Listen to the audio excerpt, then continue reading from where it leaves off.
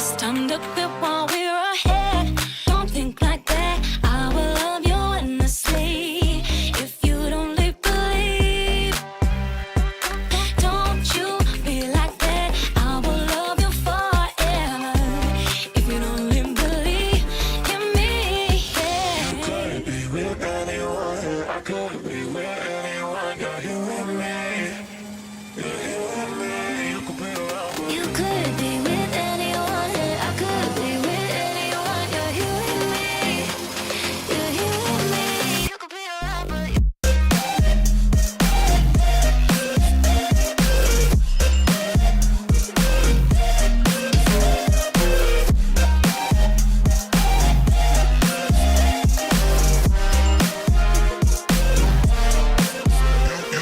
could be with anyone. I could be with anyone. You're here with me. You're here with me. you could be around, but You could be with anyone. I could be with anyone. You're here with me. You're here with me. Said, don't you think like that. I will love you endlessly. If you only believe me, don't you think like that. I will love you endlessly. If you don't believe in me,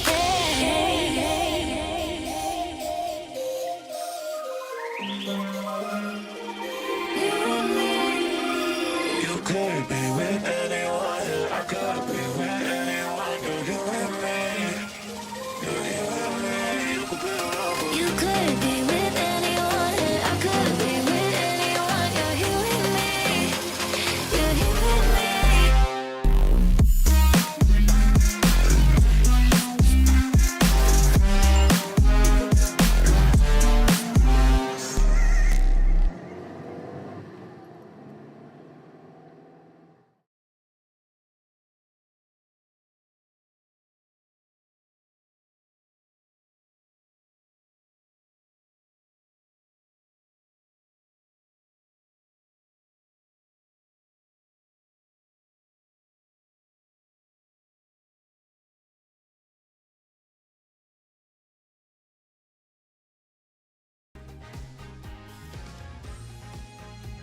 Okay, so I forgot to do two things.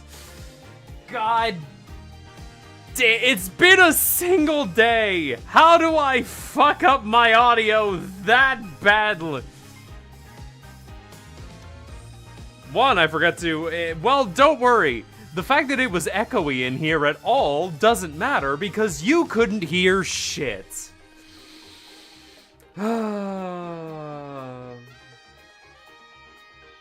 Hi everybody, how you doing? Welcome back to Apollo Justice Ace Attorney Trilogy. Yep. Ooh boy. Gotta love it.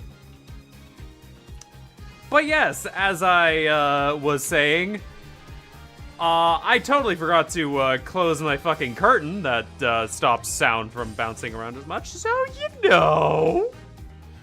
Shit happens. Why it happens? Dear God, I wish I didn't know. But it's because I am a fool. A foolish fool who is foolishly foolish. Wait, that was a Franziska von Karm. I am quoting Franziska von Karm. Okay. Alright, so a few things actually hit me over the weekend. Ow, that hurts. In between last time I played this and now, I have gotten a few ideas. Specifically ideas along the lines of, man, there are like, how do I put this? We know, like, I have put out a fairly solid guess that the main culprit of this case is Zeus, for lack of a better word. Because let's face it, the guy looks evil. And not in a, like, strong heart, oh wow, this guy is a really, like, he's just evil. No, he just, the way he talks and his smile make me think that he's a murderer, right? But, oh my god. It would have been such a fucking absolute intense nightmare scenario where, like, imagine if he didn't do it. There is such a good writing moment that you can have here if he isn't a villain or a murderer. Like, you would actively have him reflect on the actions because his ideals may have gotten a colleague fucking killed. That would be such a fucking crazy turn of like, it would be insane that he would have just made an entire group of murderers, essentially, who their own philosophy of the ends justify the means is different than his, because they took his words at face value, and he'd have to reflect on that. That would be such an interesting case, where he himself didn't do it, but he would eventually feel remorse for doing it. You know? Like, the murderer could be anyone, so he should take the fall. It would be such an incredible piece of, like, story to anyway. I have also learned something else. Apparently, the director of this specific game and the one after it had only directed 2 other games before this came out, And they were both in the Ace Attorney series and widely considered worse games than the main line. It's all coming together now, folks! That being said, the more you... I want to criticize the actual writing portion of the game and not really the directing. So it's hard to say one way or another. That being said...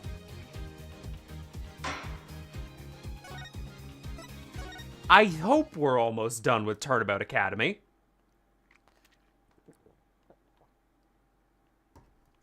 Ah, Hugh's confession. Yep, the second one. Maybe he'll have more. Because you never cross-examine a confession, so it's obviously not him. Anyway. Also, I've been really negative of this game, so I think I need to bring it back. This music is incredible. And the character models are great. It's just everything that they have built on top of the bones is pretty solid. The script is the one thing I have issue with. Anyway, let us continue. You won't believe this, but I used a body double. Go on! That wasn't the real me in the mock trial. That means I did almost lose, but my body double almost did. I slipped out stealthily while my body double took care of the trial. I had the run of the campus. In short, I'm the killer. Juniper's innocent.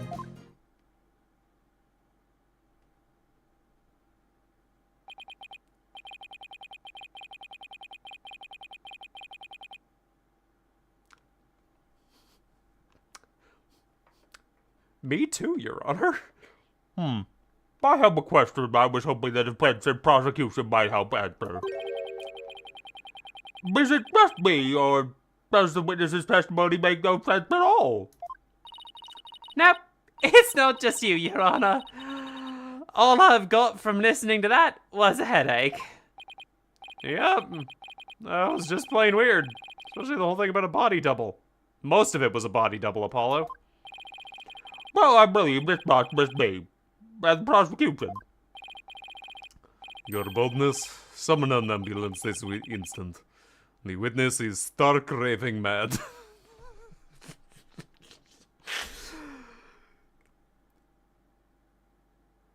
Okay, I need to make a confession. I heard, like, a video before that called Blackwell very stoic? This man is deadpan humor the character, and I kinda love him. Like, his actual characterization is great.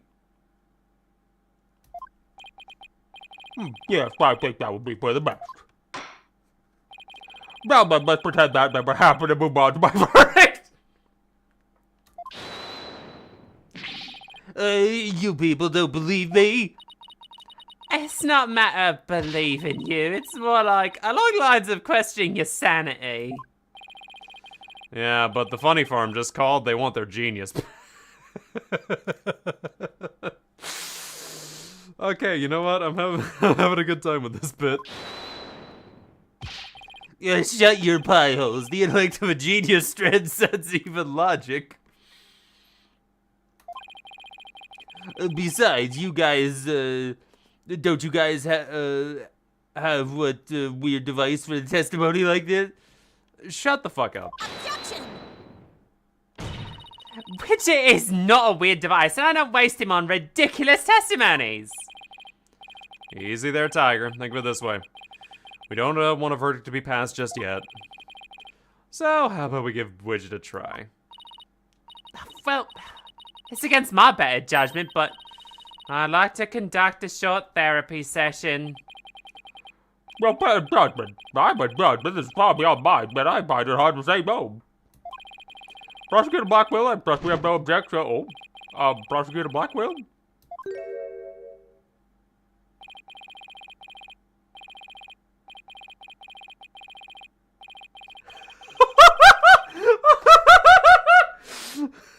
You know, finally! This is the bit of characterization I was waiting for this fucker. That is absolutely something he would do in this situation. Perfect! Yes! The prosecutor said, rubbish, we will be out for a stroll. And left with Detective Fulbright. How does he get away with stuff like that? How do you get away with stuff like this? We're strictly in Farce Town. This is a fucking filler segment, girl. Well, then on purpose that meeting as we have no explicit objections. My mistake, we may proceed with your therapy session. Actually, my fair share of crazy trials, but this one takes the cake. Yep. That it do. Alright, let's waste some time.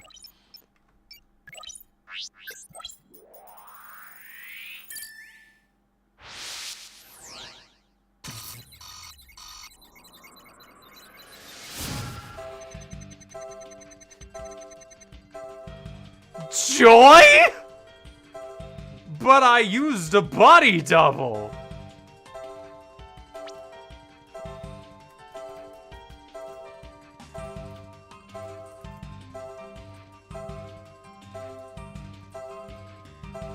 Got it!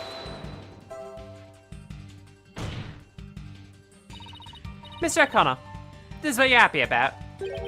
Happy? What are you? Oh, right, I forgot. That's what I'm trying to do here. I'm confessing to murder here. To call the grief I feel the severity of my crime happiness is insanity beyond mine. Oh, guess I got that one wrong. I pity you mouth breathers. You should listen attentively to the genius of my confession. But it wasn't the real me at the mock trial. That means I didn't almost lose. My body double did. I slipped out with my stealth mode and they took care of the trial. I had the run of the campus. In short, I'm the killer. And Juniper is innocent. Yeah. Got it. Figured it was gonna be that, yep. Mr. O'Connor, yesterday you said that you didn't really care about Miss Woods anymore. I already told Juniper, so I might as well tell you I don't really care about her anymore. Blah, blah, blah, blah, blah, blah, blah, yes. Yeah, well, Juniper reported my secrets to Professor Court. A secret. And a bribe. How did you forget? She wanted nothing to do with me because I had disappointed her. That's why I don't care about her anymore. I was never trying to protect her. My confession was always about one thing, and one thing only. The truth. Motherfucker, you don't believe in that bullshit. You quite in the end, it's gonna be a love story. But Cinta, we know that's not the case because in the first trial that happens after this chronologically, she's in love with Apollo. So no! And he gets rejected anyway. We know this is all for naught. The truth. Action. Mr. O'Connor, you feel great happiness in the fact that you might help with Miss Woods get free. So much so that it's overshadowed all your other emotions. What are you? I can hear it clearly now, Mr. O'Connor. The discord you've been trying to suppress. People don't normally feel like you do when you confess. So true, yep. So Hugh was really trying to protect Juniper. Yeah, I'm sure of it. His feelings are the real deal.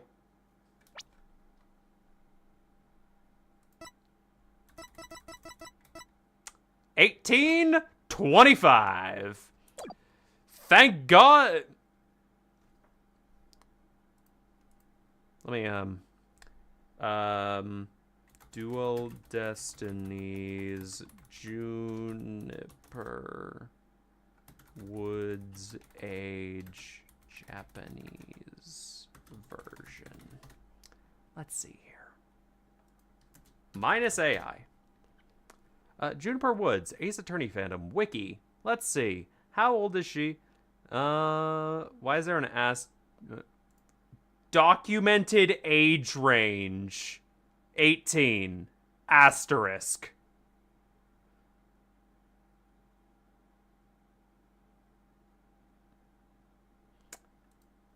What year does Ace Attorney Dual Destinies take place?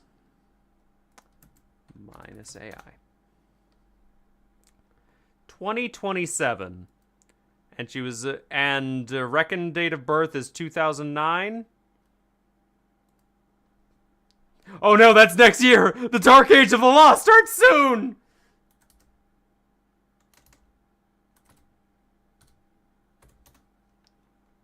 Okay, so that is 18. We're working with work here, even though I'm pretty sure there's a part of me that does not want to believe that this is an accurate age range because the way the school looks is very high school. And for some reason, I can't quite put my finger on it, but I have a feeling that somewhere someone made Juniper 16. And I don't know what to feel about this, but that's just a theory of mine, so there's no way it's true, right? Right? Fucking 10. That means his confession is... Finally figured out the obvious, have we? Oh, finally figured out the obvious, have we? Wow, that was a short stroll. Why, Prosecutor Blackwell, you're back. Oh, the confession was not but lies, save for the part about being in the mock trial. Can we all agree that the killer is the one in charge of the audio, i.e. the accused? God! Oh, why couldn't you just taken a longer stroll? No, you haven't unraveled the genius of my body double trick yet. You can't be serious. Do you really expect us to believe you had a body double? Yes, I do. But if you think I did it, then prove it, huh? You can't prove something does not exist, motherfucker. Why don't you name your body double, huh? Either we have to quit here and Juniper is found guilty, or we play along with Hugh's delusion. Let's go with the least worst choice, but first let me update his testimony.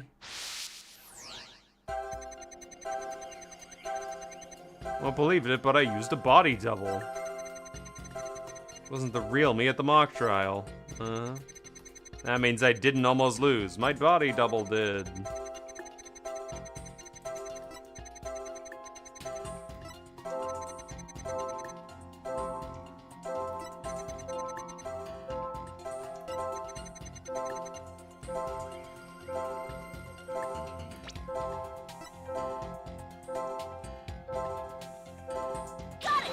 Nope, that ain't it.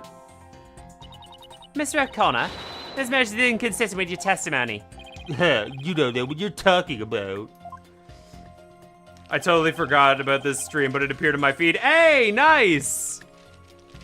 I take You missed it that the game actually gave me a couple of giggles. suffer sadness at the words ephemerally and wonder at the universe's mysteries. Oh, I should have brought my dictionary to court. Right, let me try that one again.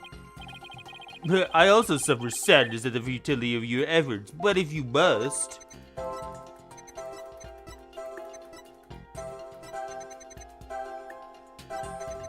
Yeah, no. Why were you shocked at... Miss O'Connor.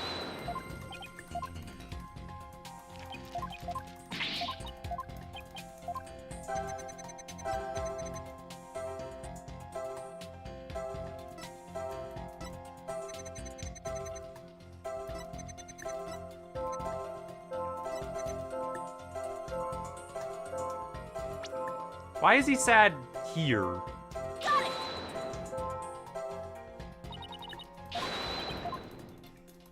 What?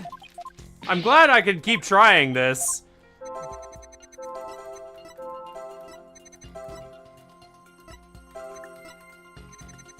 Why do you feel nothing here?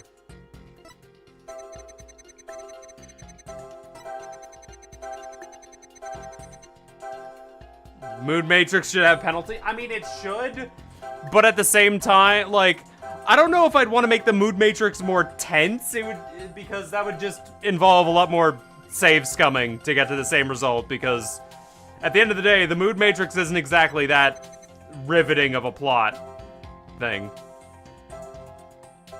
Why were you happy about not being at the mock trial? Okay, never mind. He's fucking... Okay. Why do you feel nothing?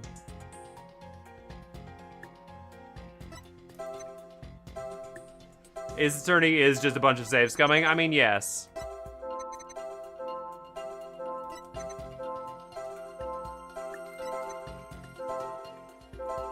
Okay, why are you happy about being the killer?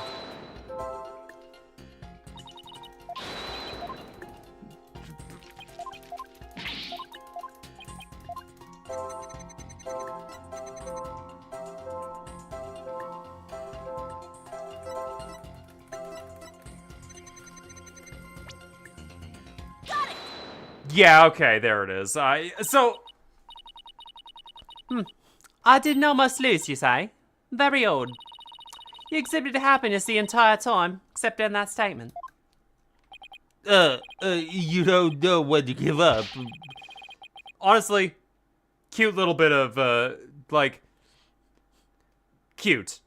Very nice. I required a little bit more thinking. But at the same time, it's like, since there's no punishment, I didn't really think that hard. I just guessed until I got it right. You don't know when to give up. Wait, now that I think about it, Oh no, don't stop making stuff up. When I left the lecture hall, it was during Professor Meads' pre-trial speech. That's when I moved the body and then slipped back just before the verdict. So you're saying you were there at the moment your double was about to lose? Yes, I was. Naturally, I wasn't very happy when I saw that. In any case, I was at the far end of the lecture hall beyond the screen. I figured no one would see me if I came and went through the doors there. Sykes, don't know how much longer will you indulge him in this charade? That's what I'm asking! Well, it is true, none in the audience might see him through those doors. The faculty seats on the balcony are a different story, and have a splendid view. I thought you could do better than that. The lawyer's bench is on the right side, facing the front of the hall. I used the door on the right side near the lawyer's bench. That means that my movements were only visible to someone in the left balcony seat. Hello, Lily. But that seat was empty at the time, which was only natural. And then this will lead us to means. Gotcha. After all, it belonged to Professor Court. As we all know, she was dead by then. That's a contradiction. It was Professor Means' seat, not Professor Court's. That can't be right. Empty balcony seat on left side contradicts this piece of evidence. Take that! I've no idea where this contradiction is going. But I don't have any other moves at this point. Guess I just have to follow it and see where it takes me. You said the left balcony seat was empty, but was it really? I saw it with my own eyes. It was definitely empty. But what about this diagram? According to this, Professor Means was supposed to be seated in left balcony seat. But if you left the lecture hall during his pre-trial speech, I would have been sitting right there in his seat addressing the students in faculty. No, that can't be right. You do no one any favors by exposing the falsities in his confession. I've told plenty of lies thus far, but this is all true, I tell you. There was nobody in the left balcony seat. You gotta believe me. I went back, by the way, and I'll say these. New characters look great, but old characters are kind of messed up. True. See, yeah, that is entirely true. 100%. A K-pop group released a song recently, and it sounds like 3 other K-pop songs that have released since 2024, but none else seem to notice, and I feel like I'm going insane. Put them into an audio program like Audacity side by side and see if they sound similar to each other on those certain points. Then if you find anything, release it on Twitter, being like, "Yo, guys, am I crazy?" Doesn't seem like he's lying this time. Okay, Mr. O'Connor. Let's have you testify again, but this time please don't spare any details. You got it. I'll repeat it as many times as you like. I mean, my ingenious escape act warrants repeating, considering I'm the real killer. I've asked some of my friends, and they hear the same songs. All I really care about is whether that seat was empty or not.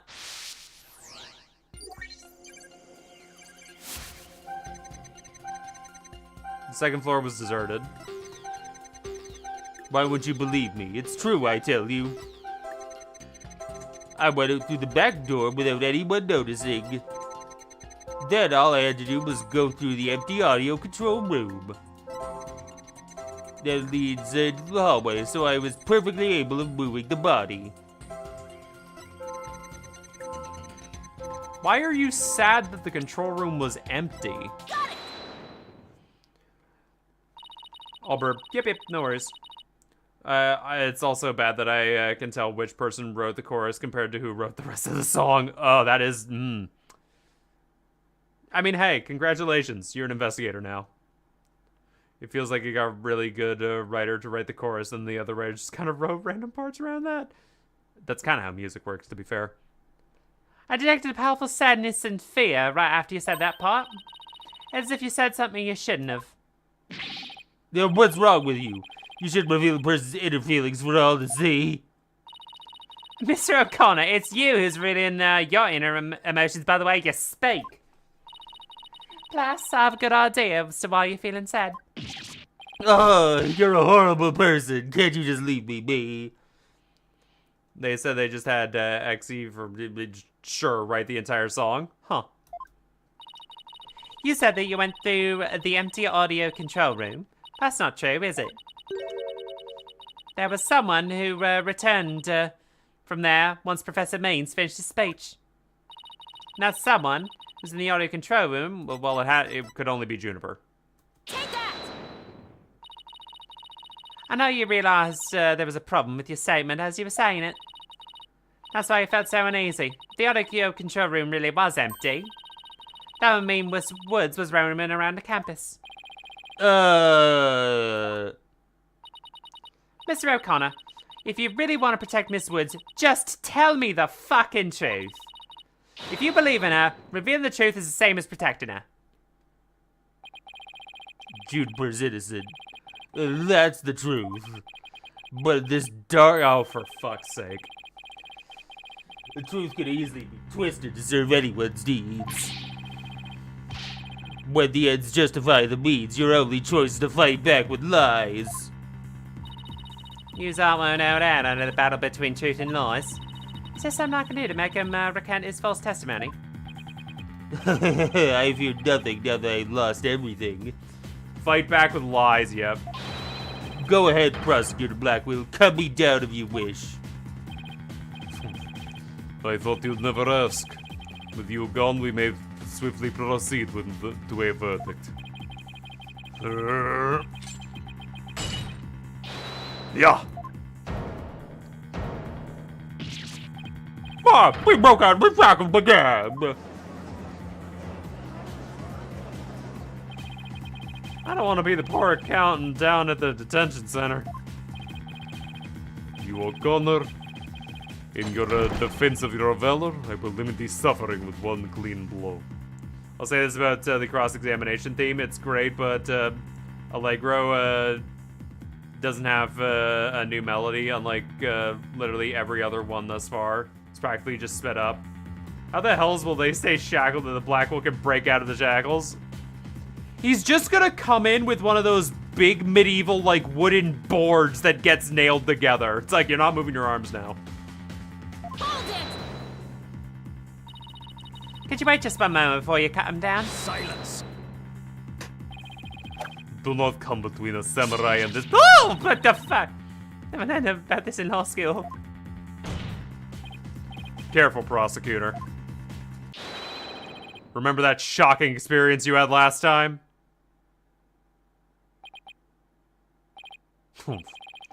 Very well, the golden boy may leave. For now. Oh, enough already, Mr. O'Connor. Miss Woods would never want you to protect her in this way. She values the friendship between you three more than anything. That's where you're wrong. She doesn't feel anything for me now. But what does it matter anymore? I might as well tell you everything. This is no doubt news to you, but I am not, and never was, a genius. It's alright, but I already knew. Me too. But don't forget me. Well, in all fairness, it was pretty obvious. Oh, I thought he was a genius at first, but the stuff he said was crazy. I don't need to rub it in. No, just shut up and listen. Just didn't feel anything for me now. If only someone could hear her feelings. Unfortunately, Hermes, I have this thing called a memory, and I know she falls head over heels for Apollo within, like, a week. This guy's screwed. Let's put this moron in jail for once. He's committed several counts of perjury. It all started several days ago. I accidentally learned that my parents have been paying good money for my grades. But that's bribery. So the bribery wasn't his idea. All of my perfect scores were the product of cold, hard cash, not genius. Who the hell is perjury? Yeah. Even worse, when I confronted my parents about it over the phone, Juniper overheard me. Oh my, what a terrible misunderstanding. I've been living a lie and I don't know what else there is to say. I'm no genius, I'm completely worthless.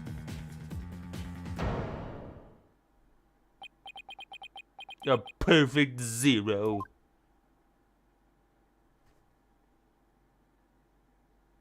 What the fuck does any of this have to do with the murder? You? Even so, I still wanted to make it up to Juniper for disappointing her like that. That's why I wanted to clear her name by pinning the blame on me. Yeah, I mean, she probably hates me now, so it'd be a relief to see me locked away. If you're trying to help her, then why did you testify against her? Yeah, you were the ones who told me tell the truth yesterday. So I thought if I did, it would help her. Hey, well, just try to provoke us. Looks like we seriously misunderstood him. In more ways than one. No, we perfectly understood him. He's just a jackass. At the detention center yesterday, Judy was in tears when she opened up to me. But the truth is, the friendship between the three of them is still rock solid. There was something that could help me prove that to you. Huh, we even have proof of our friendship. Yeah, as long as our friendship lasts, we'll be carrying them around.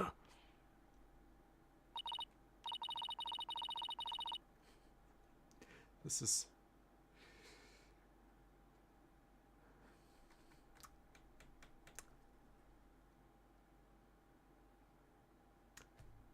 Time to update the autopsy report. Wonder what it is. I didn't buy it. They didn't buy it. Oh yeah, see, yeah, the most obvious thing in the world. Uh-huh. It's handmade and there's only one like it in the world. Blah, blah, blah. Cute. Very cute. Yes, the superpower of friendship. A body is rotting in the morgue, guys!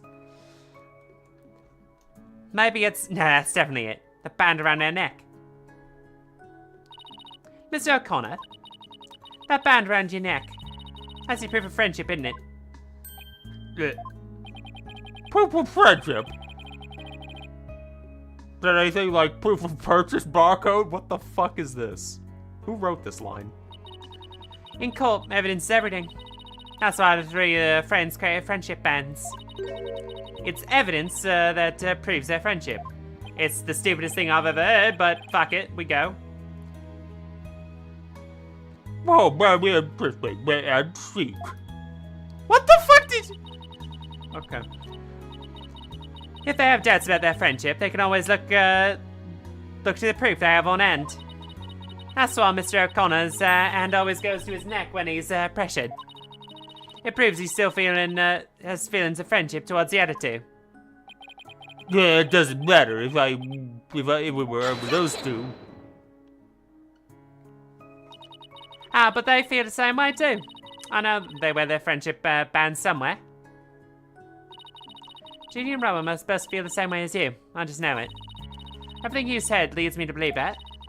In fact, he may also just have told me that the others wear their proof of friendship.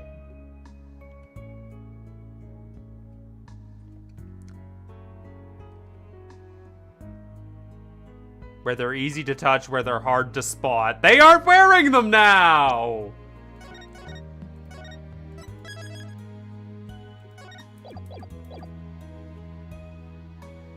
Where they're easy to touch.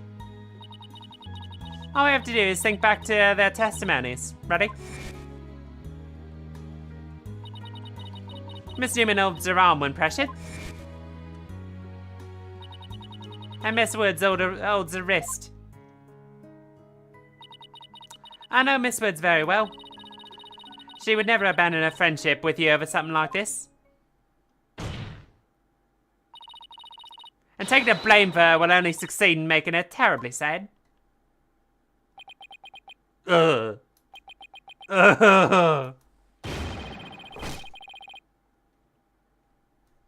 Okay. But we're still only back to square one. Like... What?! Excuse me?! This is very important. To the 20-year-old. Robin, those bands of friendship that you made, just for the three of us. You may have forgotten about them, but not me. Whose voice is this?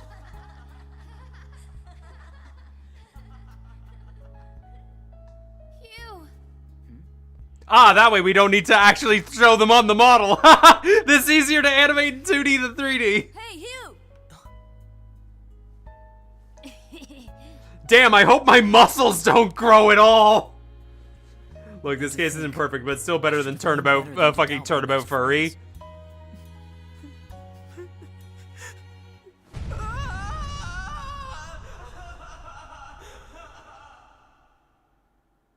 Not much.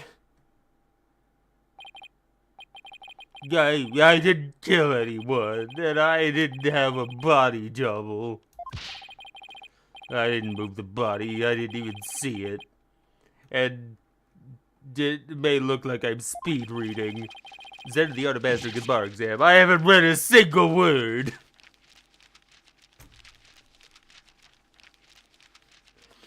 That's probably the funniest joke they've ever written in this whole fucking game. Well, you could have pulled me and back me in. Okay, you know what? No, I take that back. The funniest joke in this whole series was fucking Blackwell throwing up his hands and saying, "I'm going for a fucking walk." You? So, Miss Sykes, can I place my trust in you? I'm gonna save Jenny, so yeah. You can place your trust in me. But I brought the bad boy, this is mechanic his confession. Yes.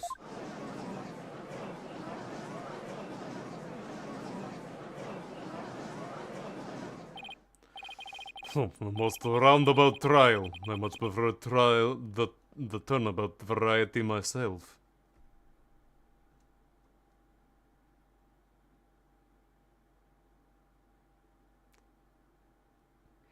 Blackwell. Come with me. Let's play the original Ace Attorney trilogy, my man.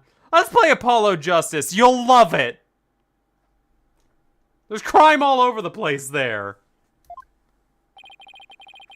Now back to the fact that was but one suspect who lacked an alibi. Right, murder. The main reason we're all here. How much filler was that? Dear God.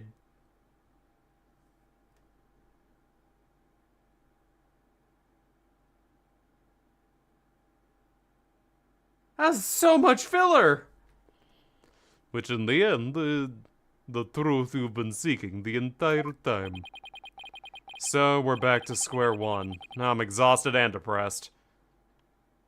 Like, the only thing we got out of the, like, okay. I need to point out some, like, overarching plot problems here, because this means the only, like, let's actually look through this. The only valuable piece of evidence in the entire case Maybe these. We haven't used these yet. But the only valuable piece of evidence in the entire trial so far is none of them. Because it was all for this weird roundabout fucking power of friendship storyline that inevitably goes nowhere because the only thing that mattered was the fact that Means was not at his station. We could have done this day one and we would have lost nothing. It's okay. It's case 3. You can't expect it to be copious. There tend to be copious amounts of filler. At least, at the very least, with fucking La Mirror and that whole turnabout music section, we were slowly uncovering the mystery. Some of it was stupid. I'll give you that. And it required a lot of just forgetting the fact that the gun would kill that small child.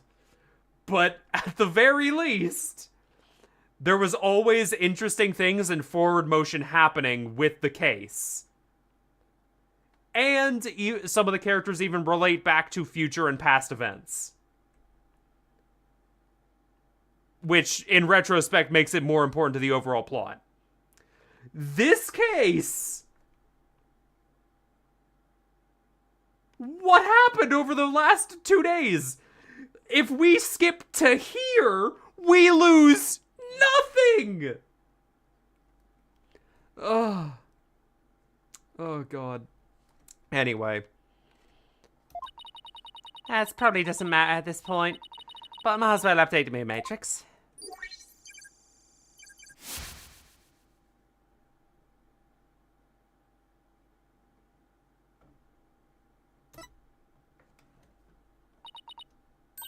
Huh?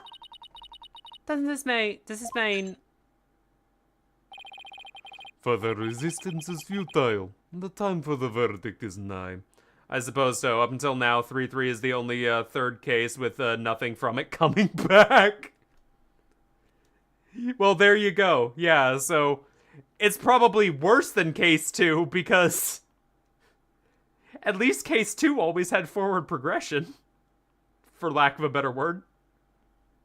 Objection! Please wait. Oh, what sort of devilry are you up to now? Well, if our client wasn't the only one without an alibi, child could continue, right? Well, yes, I suppose we would.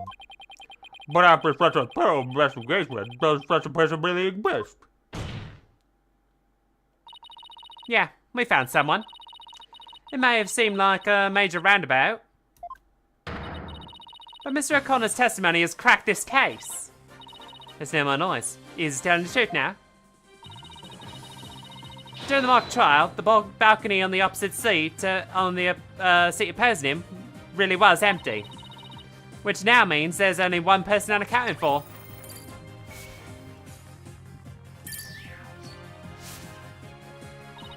Sarge Jr., the only person without an alibi during the mock trial is the obvious. Take that! The balcony seat was empty. Not much is true, isn't it, Mr. O'Connor? That's right. How many more times do I have to say it?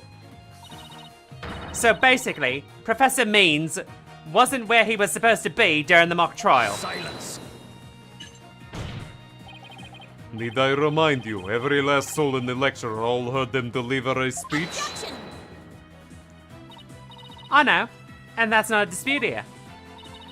Now let me explain how a speech could be given from an empty seat. It was... Pre-recorded. Well, the speech was pre-recorded. That's the only way a speech could have been delivered from the empty balcony seat.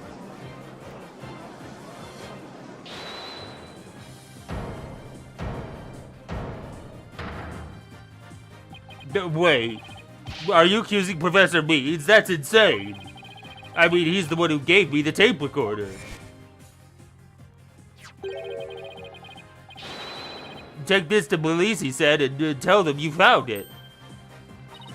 What? Really? Wait a second. Mr. O'Connor, did you say Professor Means gave that phony recording to you? Well, me, but a much more repair for hurling unprecedented allegations. Well, I said he gave it to me, but what do you mean it's phony? Wow, who could have seen this development?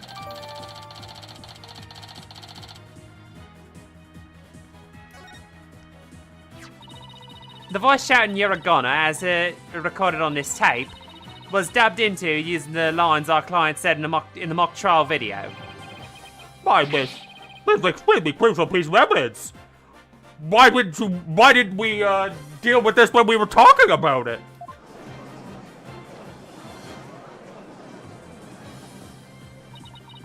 Professor Means gave you the phony tape. If that's really true, then Professor Means has a guilt written all over him. He always did. Have you seen the smile? Your Honor, the defense moves to call Professor Aristotle Means to the stand. Silence. Humph. The seat was never empty. It was but an oversight by our dullard of a witness. An inmate who was formerly a surgeon once told me something. He said it's often all too easy to overlook critical symptoms. Well, we're not going to overlook this oversight. If the speech was pre-recorded, the basis for suspecting our client would be shattered. Let's check with Professor Means and see whether the seat was empty. The empty seat was a witness oversight. A verdict first looking into that would be inconceivable. Most obvious culprit award goes to... I mean, I literally called it the first time he smiled. Before we even saw the corpse! Oh, that's enough, both of you. Now, here's my opinion on the matter. While the presence of overlooking at critical symptoms is a problem, a witness's oversight too must not be overlooked. Plus, there's also a matter of whether Professor Means was or was not in his faculty suite. I don't know how I didn't realize his call was a go. Man. I believe we must ask the professor himself.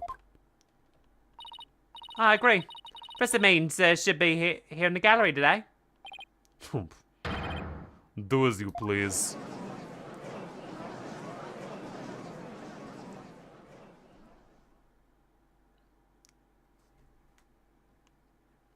Finally. Alright. Let's see what the fuck this is. Would you please make one name and occupation for the record? Certainly. I'm Aristotle Means. I teach the lawyer course at Thebes Legal Academy. Let me add that, well, I welcome any opportunity to assist with the trial. I don't care for this undue suspicion. Don't worry, Professor. We're just interested in the mock trial video right now. We just need to take another look at that speech you gave. Can we count on your cooperation in this? Very well. If that's all you're interested in, please proceed, Miss Sykes. Yep, that's totally not the murderer. We need to find some sort of evidence that shows the speech was pre-recorded. I believe, maybe. Let's roll the video. The guitar serenade! What are you doing here? Good afternoon. I would like to start by thanking you all for coming here today. The mock trial, the crown jewel event of the school's festival will begin shortly. But I'm a student, I too can hardly wait for this day to come. Oh no, I've forgotten how long and boring his speech was. Wake me up once this is over. Ain't no fair. The experience of our youth have always played a profound effect on adults. Ah, you there. Wake up. Pay attention. Huh? I'm awake. Isn't that right, Your Honor? What? By the way, too. By the way, please.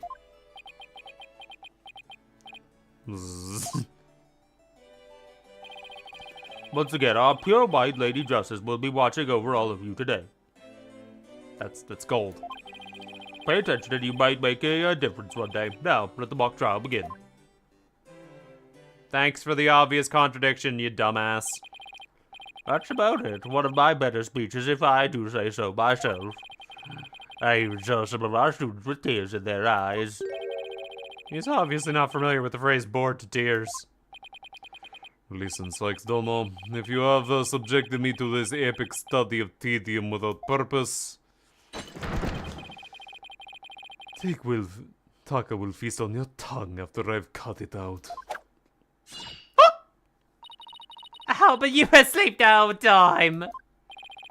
Promise, Mike, we will explain about the speech. Can I please hear that last part again? Once you get up here, white lady just will watch it. There. Finally found what we needed. As it means, I have only one question about your speech. What's that last part we have contradict with this?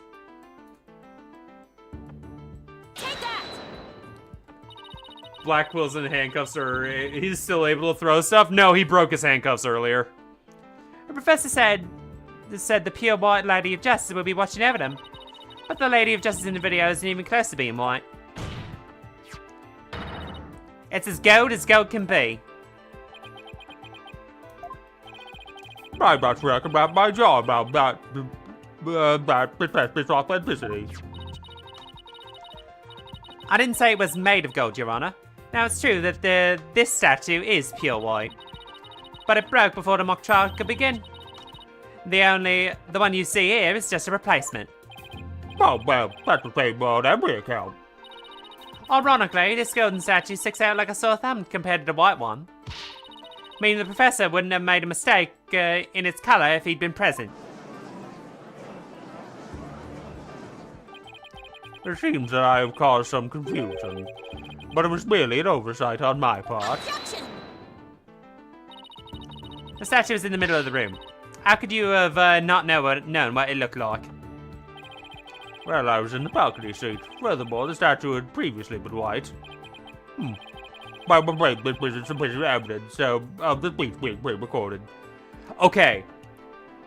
Unironically, this part of the trial would have been incredible to actually start and, like, being a starting point and actually looking into. The entire thing about the friendship should have just been, like, sequestered over to, like, half of day one. Because this part and figuring out how the crime was actually committed, this shit would have been great for the investigation and shit.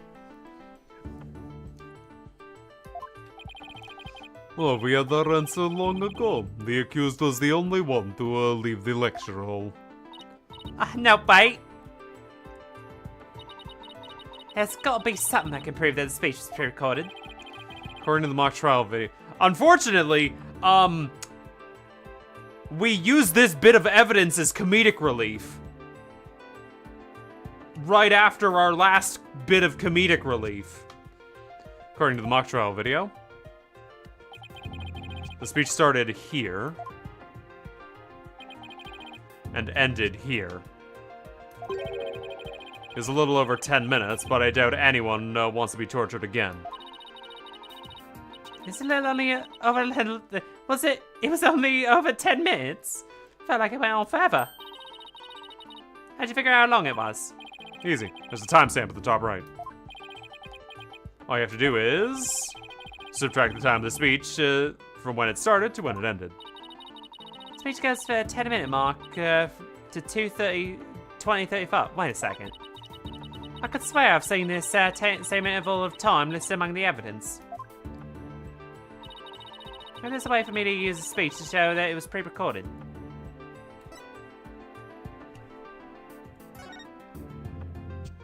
No.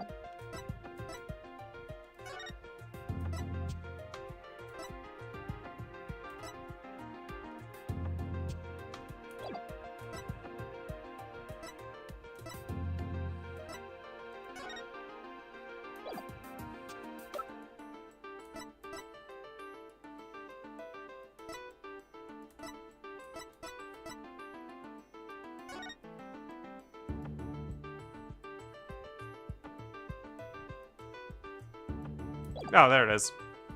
Take that! I'd like the court to take a look at this.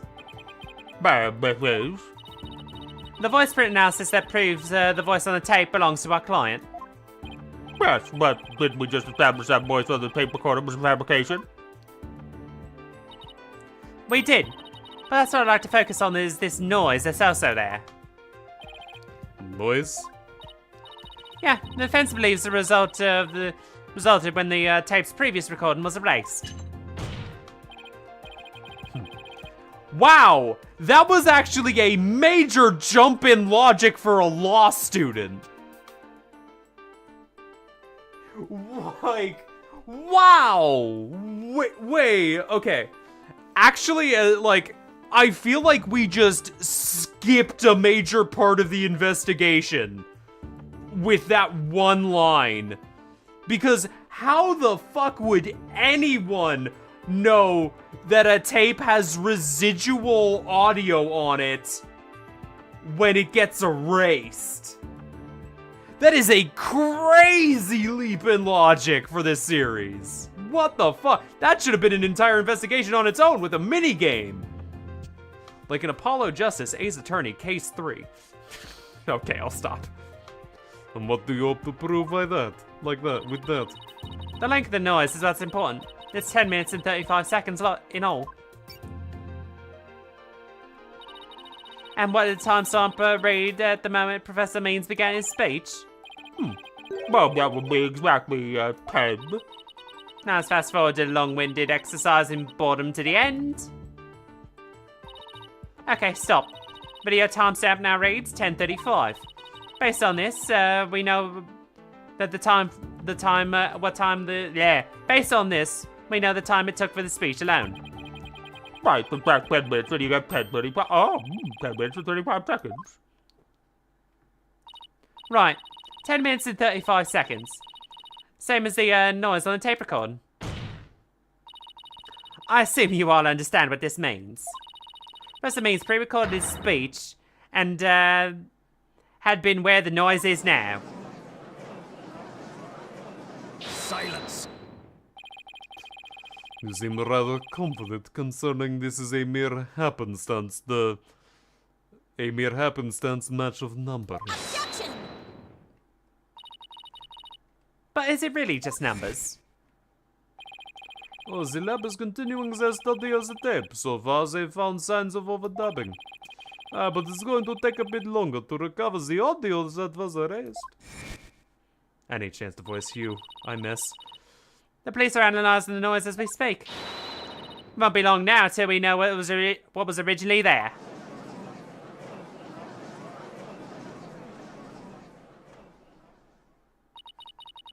Now I'm sure of it. The professor was trying to create an alibi with the recording by pinning the crime on Junie. Well, he's not going to get away with it. Not on my watch. Miss Sykes. The murderer is speaking in a funny, I believe you are well aware of my methodology. Even if Juniper were the perpetrator, I would vigorously defend her as per my word. And to that purpose, I offered to be her lawyer. Alas, look what happened.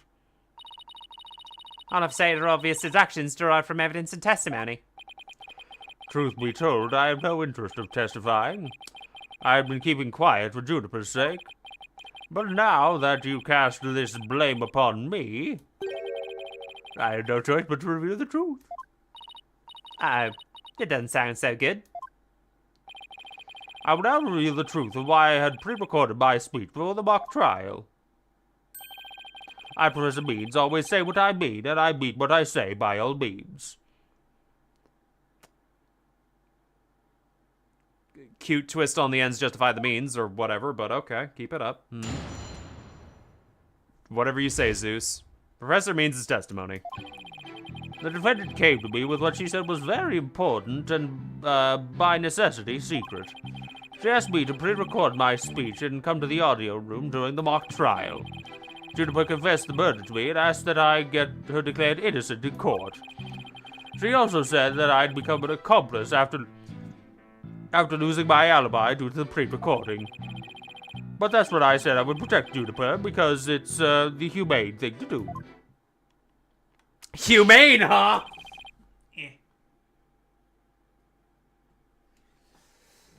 Oh my, you afraid independent threatened you? An 18-year-old girl? This has to be a lie. I mean, everything about it lines up too perfectly to be true. Apollo! You know if they're lying!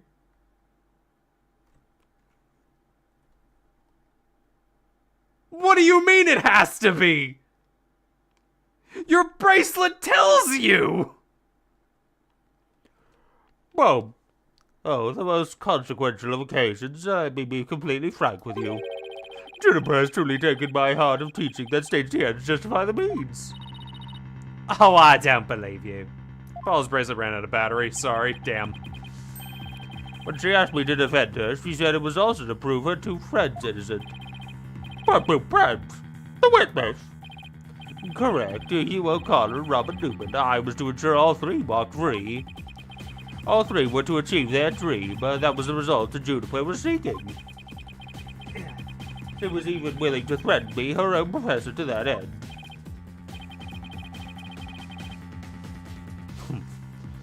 You no doubt have had high praise for her ruthless tactics. Yes, well that's why I vowed rigorously to defend her despite her threatening me. Don't say it. Don't say it. Don't you fucking say it. There was a time when lawyers merely sought the truth if they wished for a victory in court. But alas, those days are over.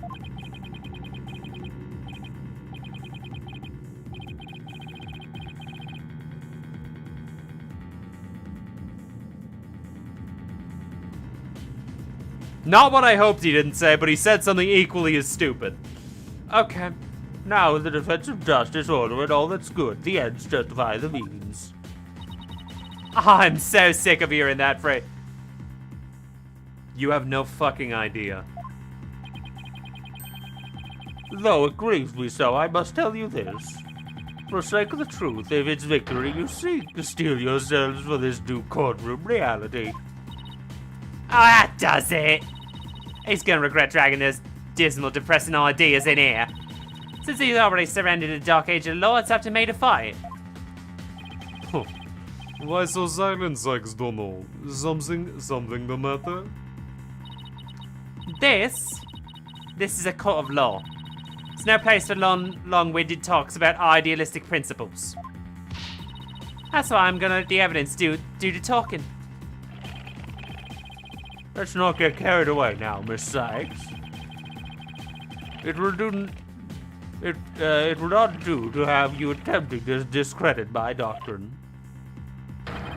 Do not force me to rectify the situation. No, go ahead and rectify it. Only if I lose, and you win. That's it. Alright. Let's see. Professor Means' testimony. The defendant came to me with what she said was a very important and by necessity secret. Asked me to pre-record my speech and come to the audio room during the mock trial. Let me press on that. Are you suggesting it was our client who told you to fake an alibi? You have every reason to be surprised. I too was shocked when she told me that. Simply put, Juniper has a secret that she wanted to protect that badly. Is he kidding? That lie couldn't be further from the truth. Problem is, how am I going to expose it? It was an earnest request from an outstanding student. How could I possibly have refused?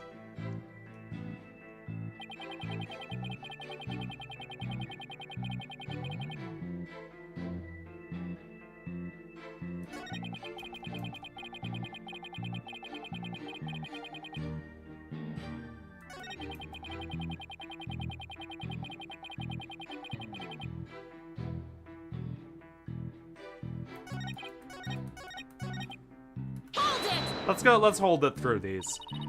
I doubt our client would have come to you with something like that. Well, you have a point there. If only Professor Court had been alive, I suspect Juniper would have gone to her instead. So, our client came to talk to you after Professor Court was dead. Now let's go through this step by step, shall we? Firstly, Juniper came to me that day. Hold it! Did you consider that a threat?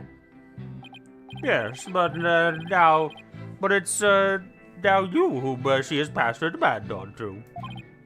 Miss Syke, you must realize that you are being used by Juniper. What? Your Honor, I ask that you too do not let her feigned weakness and innocence to fool you. Juniper is quite clever and extremely tough. And perhaps most important of all, she is a fervent follower of my teachings. Objection!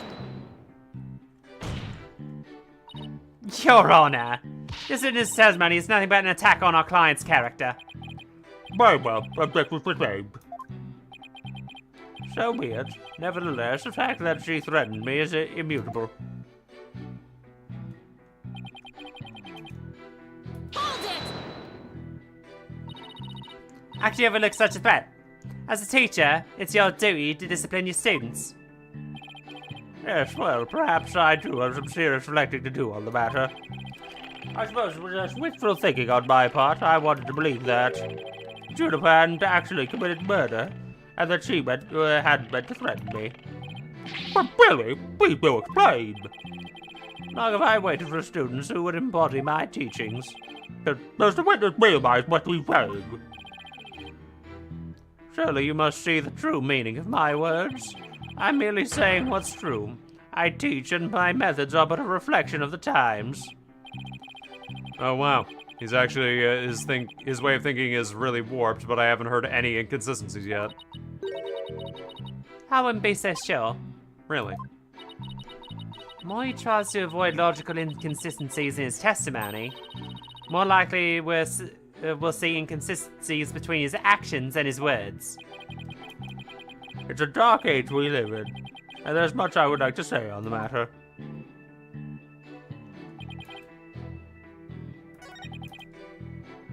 So there is one thing that I'm thinking here.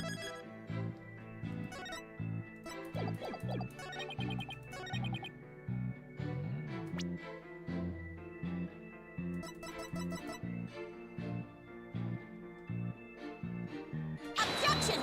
Okay, it wasn't that one.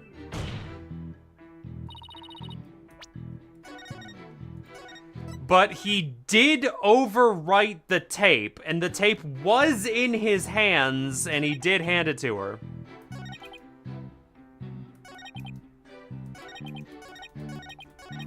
Hold it! You trying to protect our client? Yeah, right. Can say anything to pin the blame on Junie. What a frightful look. I would ask that you do not glare at me so. I have nothing but admiration for how Juniper was willing to go as far as to threaten me. But that's why I'm protecting her by any means possible. She has been a model student. A liar, you're trying to pin the blame on her. How am I gonna show what he's saying isn't really what he's thinking? You cannot possibly overturn my claims. Is it about time you admitted defeat?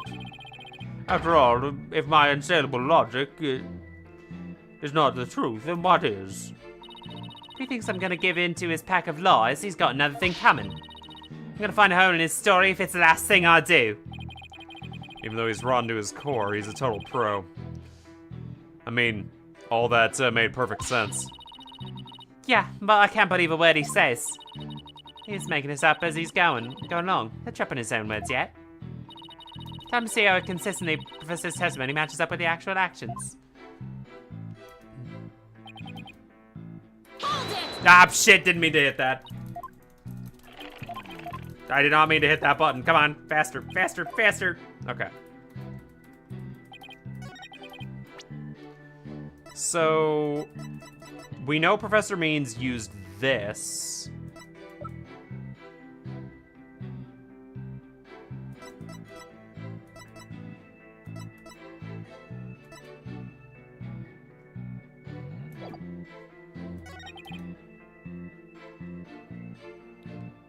Audio room during the mock trial. So yes. They did that. Mm-hmm.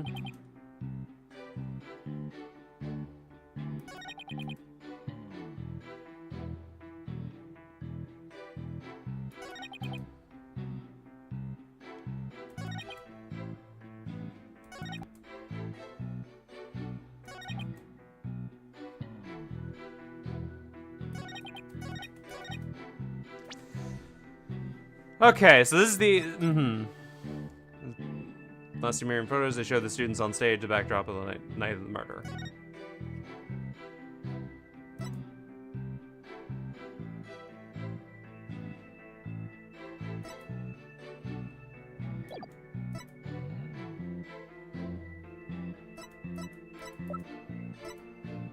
It has to be the tape recorder, right? That's what they're use Hugh to pass it on to the police. She asked me to pre-record my speech and come to the audio room during the mock trial.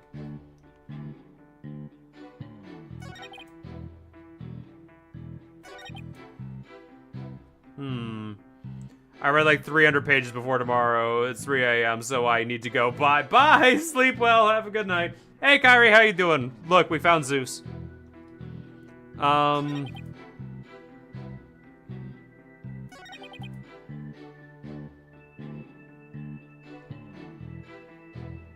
That's...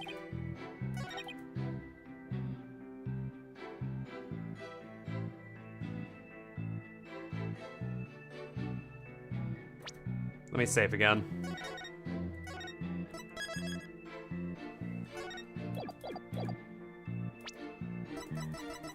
Objection!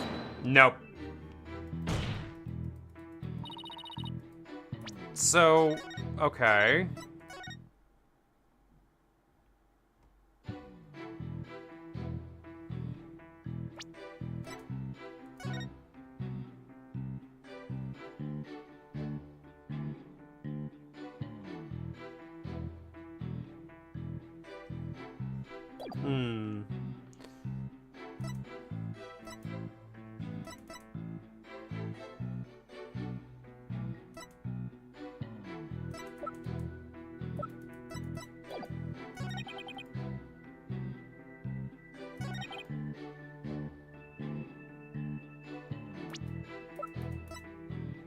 Objection!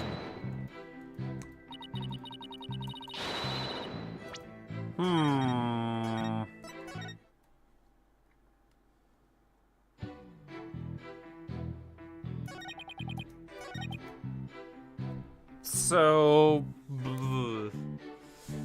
Okay. I'm... a little confused as to what the game is asking me here. Doesn't look like I have much to go on.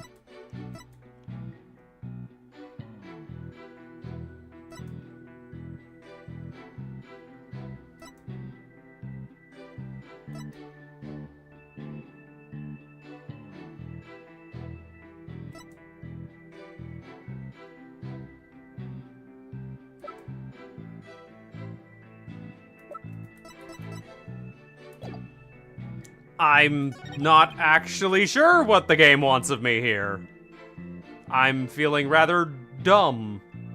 Then it came to me and said she was very important and by necessity a secret. She asked me to put my pre-recorded speech and to come to the audio room during the mock trial.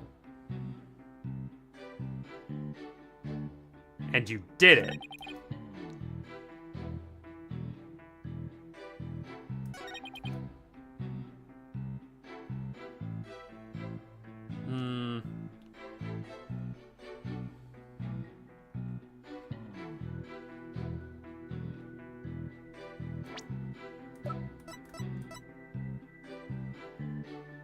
Objection!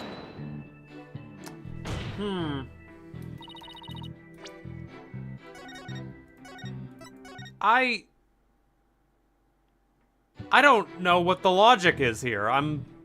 I'm a little dumbfounded. It's not the court planner. It's not that. It's not the arrow. Mock trial script? No, it's not the mock trial script. It's not the murder weapon. It's not the autopsy report. It's probably the tape recorder. It can't be the photo. This record had to remain. Yeah, it's not Lady Justice. It's not Hugh's scrap. Can't be the banner. Can't be the burned banner. This isn't what we're talking about right now.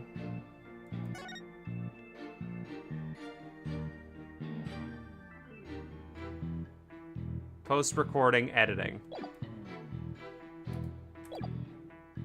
Okay.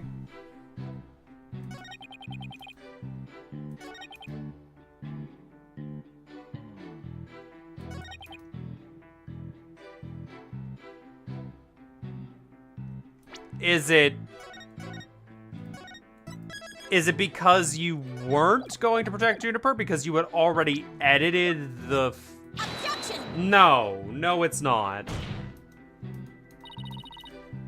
So what you know what? I don't need to prove it. I'm at a loss here. I don't know what the game's at. I'm gonna Google this.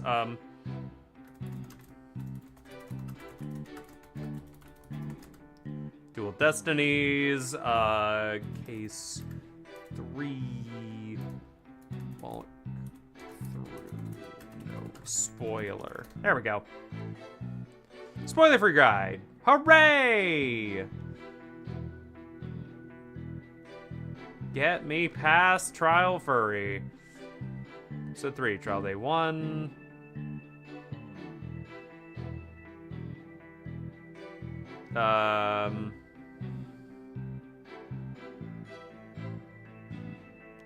Okay, I thought I did.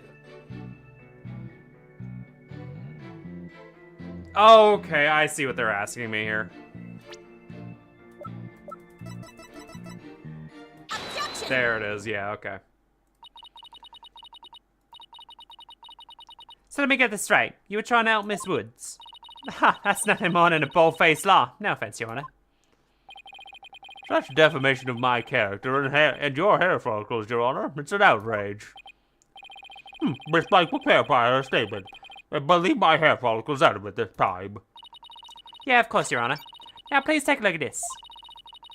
The witness gave this tape to Mr. O'Connor. And then slyly he's whispered, take this to the police and tell him you found it. There was no whispering or slyly otherwise involved. I simply did that out of kindness. Objection! The tape contained our client's voice. In short, it's incredibly damaging evidence. Why would it even exist if the witness wasn't trying to pin murder on our client? They say the road to hell is paved with good intentions, but not yours. You never had good intentions, only lies to protect yourself while blaming another. You, Professor, are the embodiment of the dark age of the law. Which is why after you're done, we will drop this plot line for good.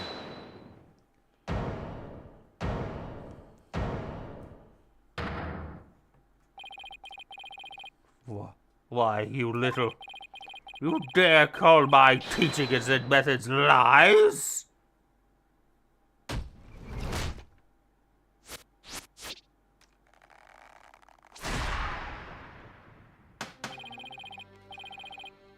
Thieves' Legal Academy is a proud institution. It's the most powerful in the world. You'll never forget what true education in lawyering means once I'm through with you. Professor Maines, what's with your hair? Quiet, no talking in class. Ow!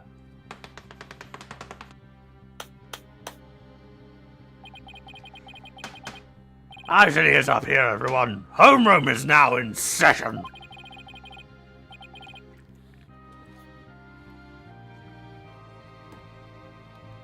We'll now begin with the roll call. Athena Sykes.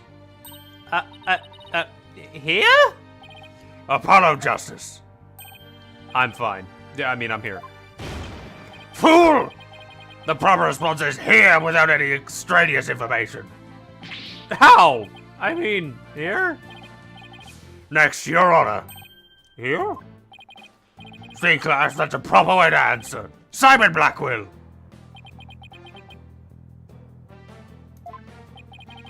I said Simon Blackwell. Are you here or not?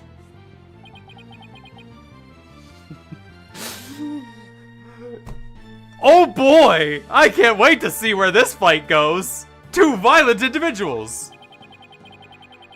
There's always one, isn't there? Well, I'll just mark you as absent. Now get out of my class this instant. Get out. Oh, very well, if that is your wish. Who am I to defy my homeroom teacher? But better good idea, Prosecutor Blackwell. Miss Peters of his shackles. Oh! Ho! I just happened to, as it just so happens, I was a member of my high school's disciplinary committee. But is that really so shocking? Constabulary lapdog to a teacher's pit. What a malleable mutt you are, fool bright. Very good, Bobby. You earned yourself a gold star and a promotion to head disciplinarian. All right, class is in session. These animations are really good, by the way. Where the fuck was this before? Why do I have this sudden urge to go into the nurse's office with a stomachache?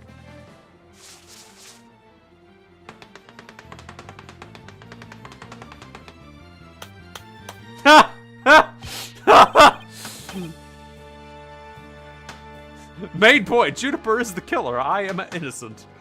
Pay attention. I am not the killer. Juniper is. But this will be on the next test, so you had better be listening. Objection! But Professor Means, you created the funny tape to pin the blame on Juniper. Plus, you were the only one who could have moved the body during the mock trial.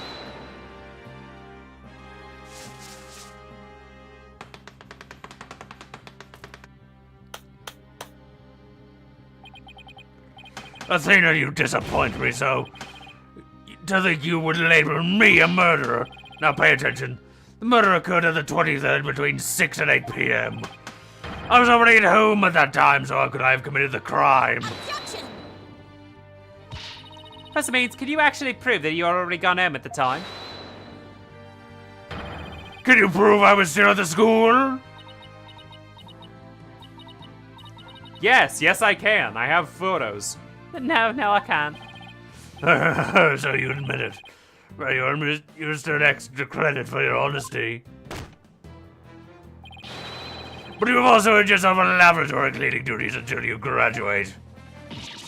I'll do enough out of the office.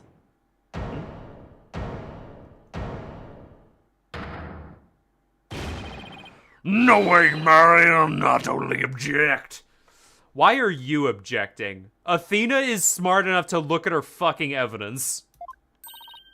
Robin? I can't believe you fell for Professor Silver-tongued lies.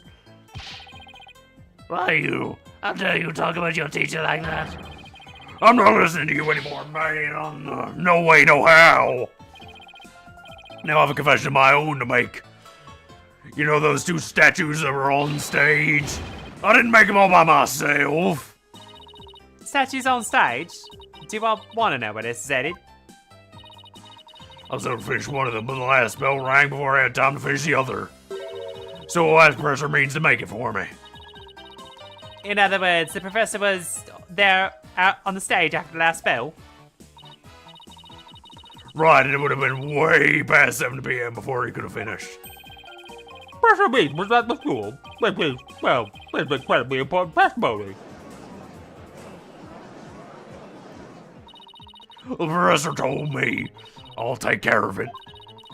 I thought my parents would let me be an artist if I said I made the both statues myself.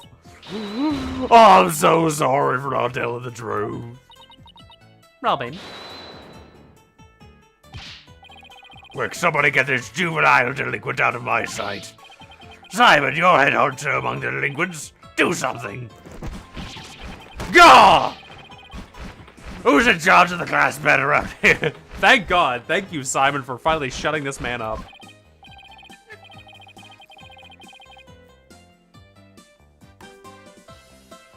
Not interested, but if you want a class in swordsmanship, I am your man. Of course, only real blades will do. No swords at school. All weapons will be confiscated. Oh! Nurse, nurse! Where's the school nurse when you need one?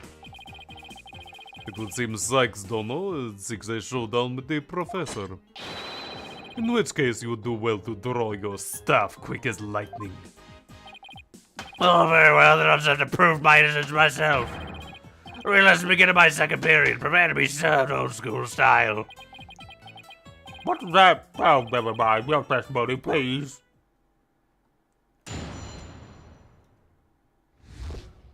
Professor Means' work of art. Now pay attention. Robin took over half the day to complete this one statue. I finished most of the other statues between 7 and 8 p.m.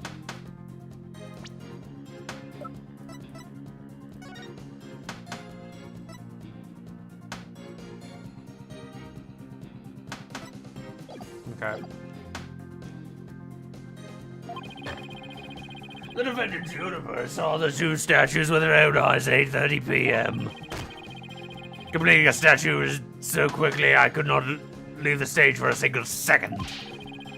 How could I have possibly had time to go to the art room and commit the murder? We'll take the defendant's part with the statues. Precisely, she said it herself at the detention center yesterday. Her defense team was there when I heard her say so. Don't try and deny it. That evening, I went back to my dressing room to get something I'd forgotten there. It was, there after the last bell rang, so I'd say maybe around 8:30. That's when I noticed that both statues on stage were finished. They were quite large and each covered by a white sheet, but I could tell. Alright, Professor was there when that matter came up. Before I address the professor's charges, I have a quick question for Robin. How hard would it be to complete a statue like that in 1.5 hours? Oh, probably take me at least twice as long. So personally, I think it would be incredibly difficult to finish in that short a time. Oh god, that didn't exactly help our case. But he won't get off that easily. He's bound to assemble his own slippery means. Do not call him slippery means. Okay, so let's see here.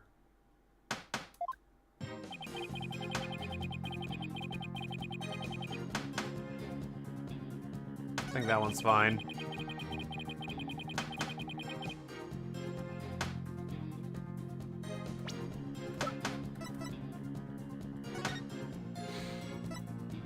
Ah, shit. Yeah, there's nothing there that fucking contradicts that. Well, I mean...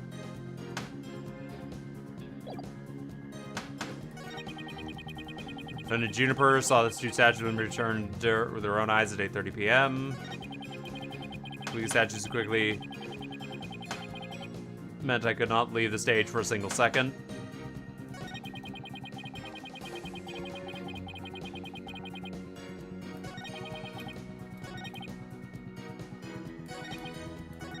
Yeah, fuck it. We'll hold everything and see what we can get. Miss Newman took over half a day.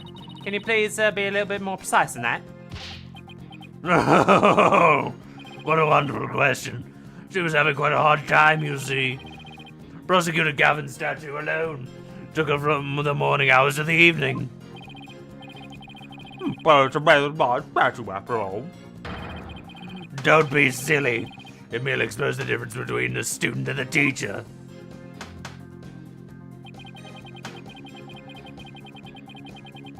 Hold it! Most of the other statue? What exactly does that mean? Robert created a basic outline for Mr. Wright's statue before the last bell rang. In turn, I completed the rest. I see. Now, but academics as well as art, learning the basics is incredibly important. In short, you skipped the most important part of the statue making, didn't you?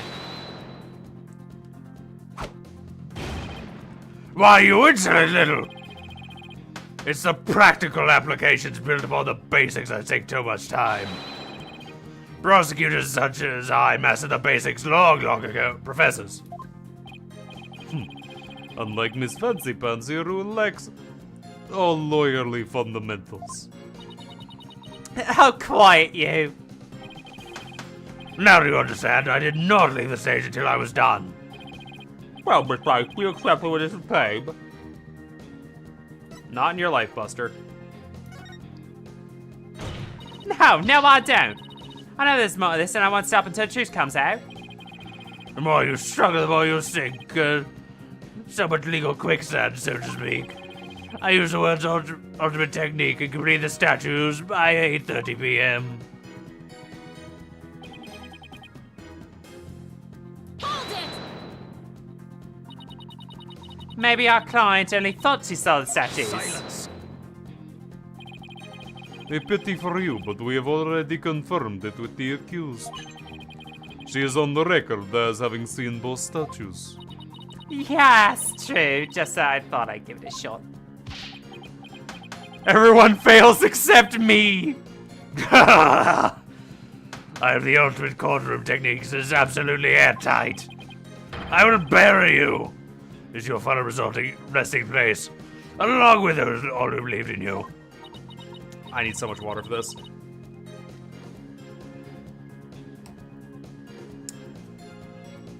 So nobody here to get at this guy. You better pay attention, pay very close attention.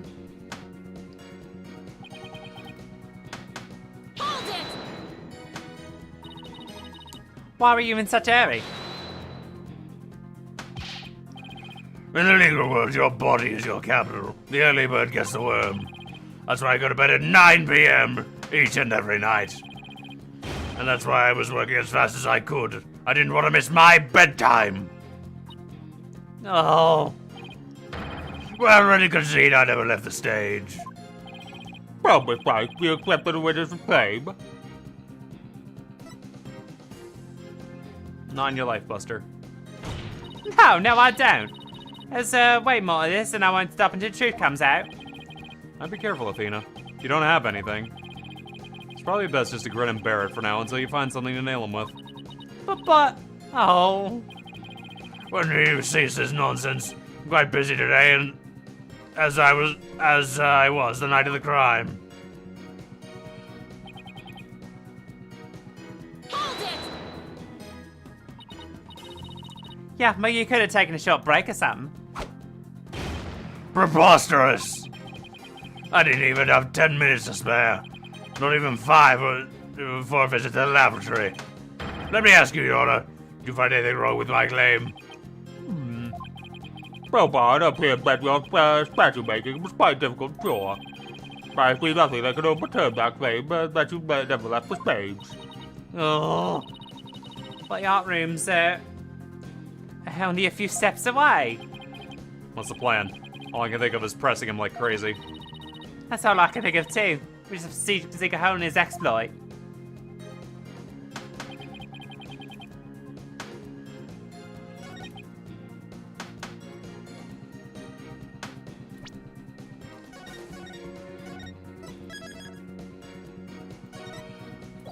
Hold it!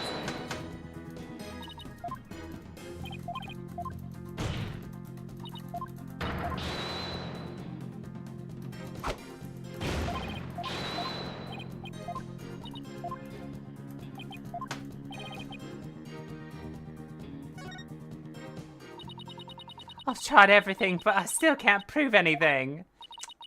I guess I concede. I couldn't hear you. Say it louder this time.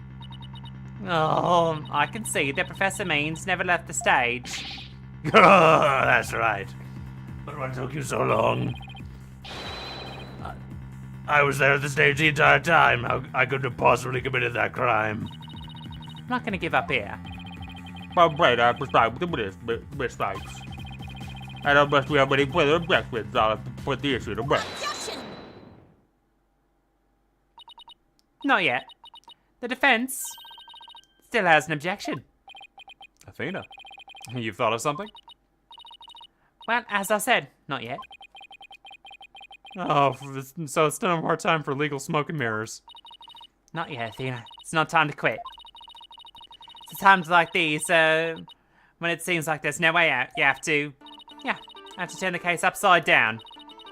Instead of focusing on whether Professor Maines could have gone to the art room, I should focus on how he could have committed the murder without getting there.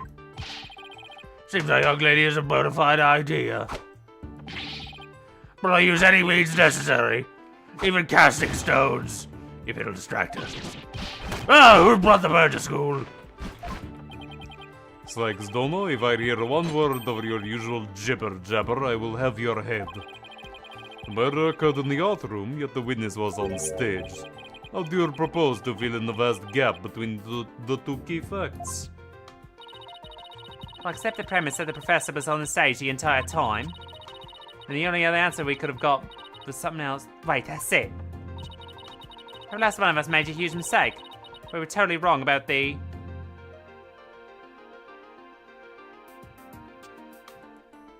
Murder weapon?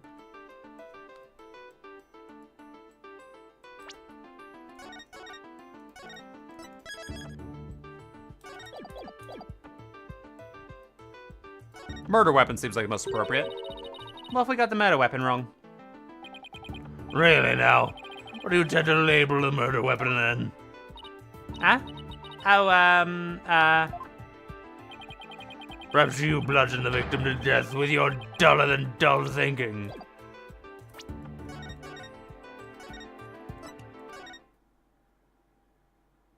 I guess it was the crime's location after all.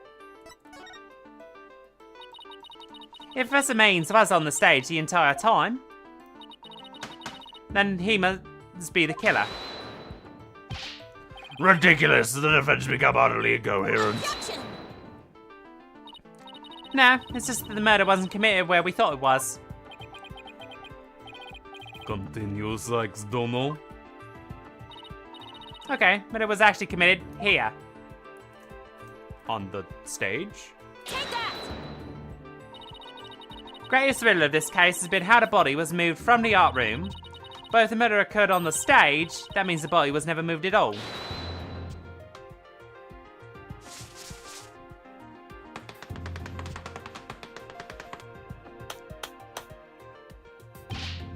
Silly girl, when the body was found, there wasn't a drop of blood on the stage floor. Surely there would have been some blood if that's where the murder was committed. There wasn't any blood on the stage? Really? But there was blood on something on the stage at the time of the murder. Take that! Yup.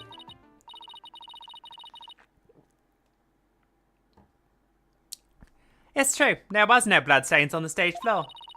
But there was something on the stage that did have a blood stain. And that would be this. The school banner. No blood would have gotten onto the floor if it were under the victim when she was killed. Oh my, that's quite a belly query. Silence. Oh, what is it now? My theory makes perfect sense. That was a pathetic attempt. You must put every inch of your body into your attacks. The autopsy says the cause of death was loss of blood. Yet only a trace amount was found upon that banner. Where did the rest go? Blood getting there when the body was moved by wire. Makes more sense than not. Very good, Simon. Tell me, what was your first choice for higher education? I'll write you the ultimate recommendation letters. You're guaranteed to get in. Objection! Actually, the defense has something to explain. Something to explain that as well. You do? If there was only a trace amount of blood on the school banner, then there must have been something else the killer used to soak up the blood. All I have to do is figure out what. This is what soaked up most of the victim's blood. The other banner. Take that! Why, it looks like there's some other piece of fabric on top of the school banner.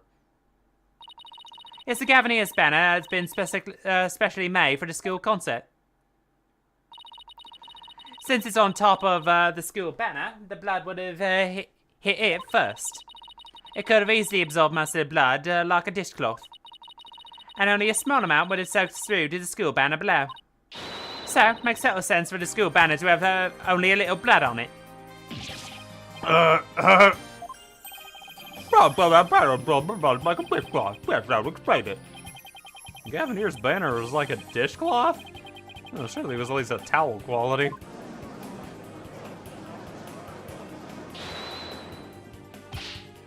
Simon, don't just stand there, do something. Silence. Zykes, Dono. You are learning to wield a blade quite well. But how will you respond when I come slashing at you like this? The remnant of a large bloodstain was detected in the art room. Why would there be blood there if the murder occurred on stage like you claim? The bloodstain in the art room was faked. Huh? I'll tell you how. All it was needed was something that could transport the blood upstairs. And that something was a piece of evidence we just finished discussing. Killer used this to bring the victim's blood up to the art room.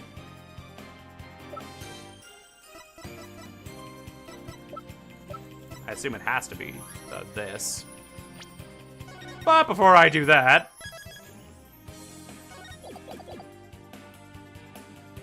The burnt ones? To think you'd stoop so low as to bring mere garbage to the court. It's only garbage because someone tried to destroy it by tossing it in the incinerator. That's so, and it was most likely the killer seeking to get rid of crucial evidence. The killer used the wire to bring the blood-soaked Gavinier's banner up to the art room. Then the blood was wiped onto the floor to complete the ruse. Makes perfect sense. Gah!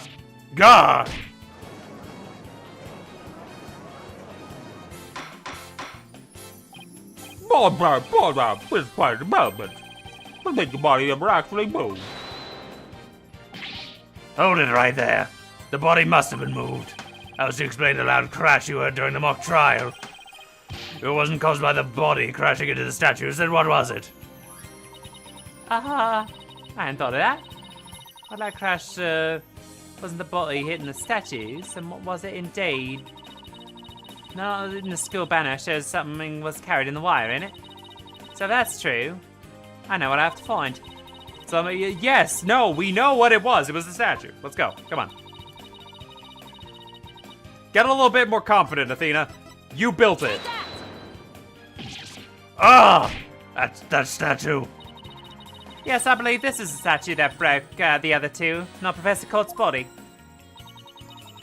The unique statue on the right, that was the pure white lady Justice from earlier.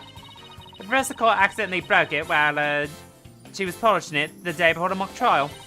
But she used her own artistic sense and technique to repair it, as you see here. Nobody would have guessed that it was the original Lady Justice. Silence. Perhaps you were onto something. But why, pray tell, would anyone move that scrap heap relic in such a tedious manner? Excellent question, Simon. Keep them coming. You know why, but the fact that you won't acknowledge it shows how artistic you are. Lady Justice was moved during the mock trial. During that time, Professor Means was fabricating an alibi with his pre-recorded speech. If we consider the facts, then Lady Justice was moved in order to...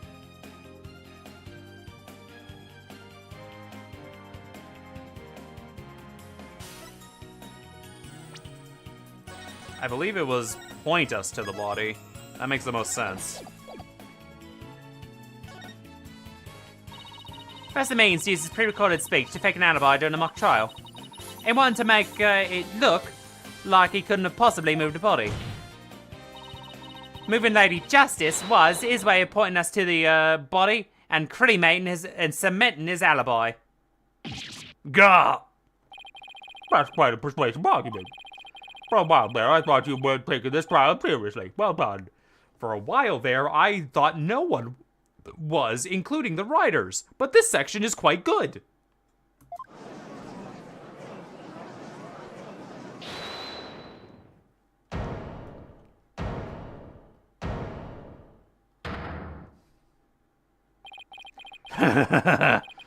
Oh, you should never underestimate me, Athena Sykes. Professor Means always means what he says, and he always says what he means, by all means. Ah, fine then. Say it already. I'm waiting. The murder occurred the night before, but the body wasn't found until late the next day. Countless students passed by the stage and met at the lecture hall for the mock trial.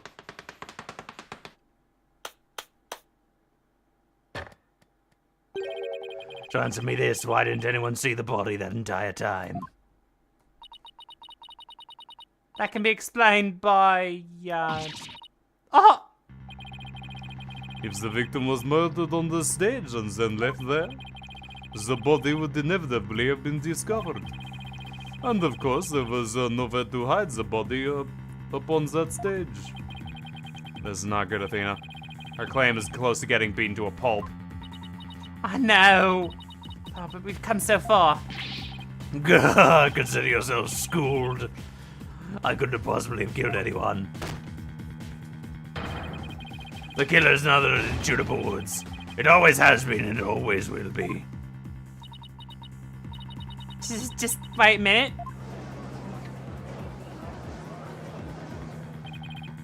Okay, where's Phoenix with the fucking photo of the body he took at the beginning of the trial? Don't tell me we just forgot that. Poor Juniper, she must seriously regret having asked you to defend her. And to add insult to injury, you nearly had you convicted for murder. Surely you haven't forgotten that little fiasco. Duh.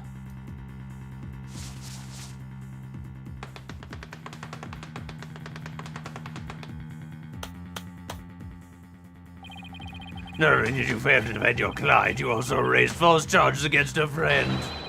You have no right to call yourself a lawyer.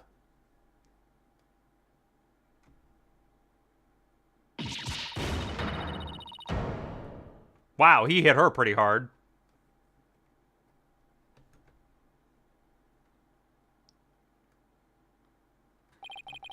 Well, this trial proceeded in the same manner and in the same way as the mock trial. Would you not lose everything you worked so hard to gain? Well, I just have to make sure it doesn't happen. Then won't I?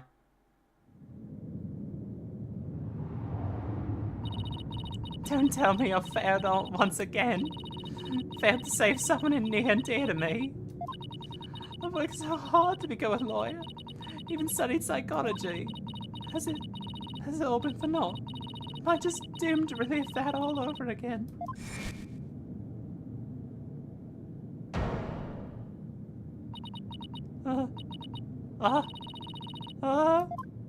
Athena, what's wrong? Breathe in. Breathe out. Breathe in. Relax, Athena, breathe. It's not working. Everything's going dark. After all I've done. Is this how it ends? Oh, forgive me, Junie. I couldn't protect you like I said I would. Hey, Phoenix, come on.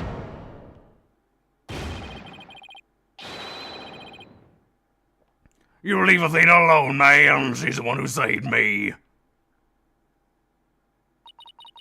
It was because of Athena that I could stop behind and start living as a girl again. And she saved the friendship between you, Juniper, and I. I think you're awesome, lawyer, Athena. One of the best. But I raised false charges against you. That's not all. Done some seriously unforgivable things. What's the big deal? False charges are nothing to be scared of. And I'm not even mad at you. I should really be thanking you. You used legitimate means to expose my wrongdoings to give me a chance to re-examine what's important. But what does it matter if I can't save Juniper? I mean, the reason I've come so far is... It's not over yet, Thea.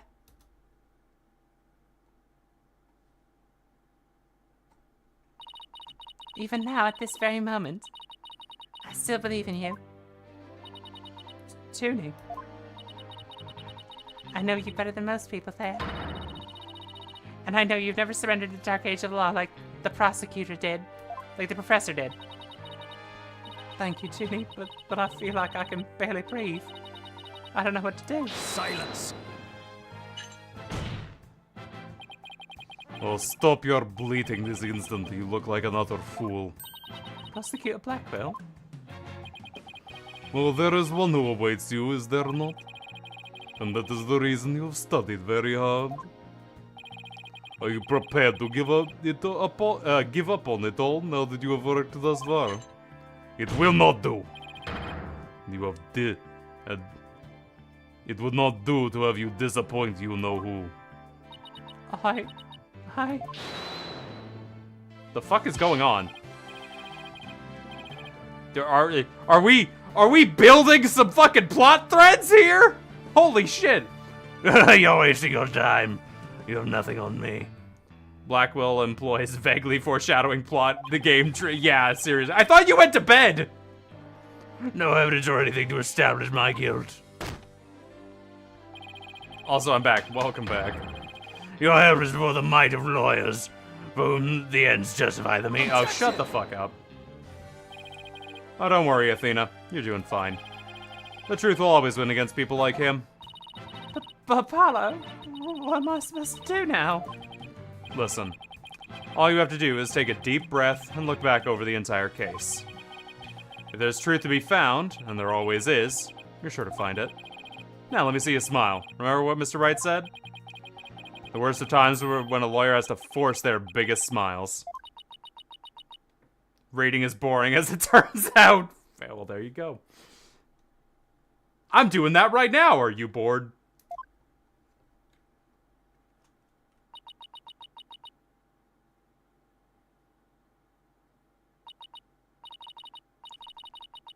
Thanks, everyone. You don't have to worry about me now.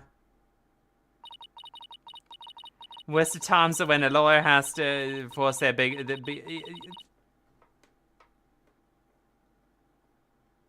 Reading is boring, says the guy watching someone read. Yes. Athena Sykes is psyched and ready to rock. Prepare for your utter defeat. First Cole was killed in the art room. She was killed right when where her body was found. We know because there wasn't any time to move the body there from somewhere to somewhere else.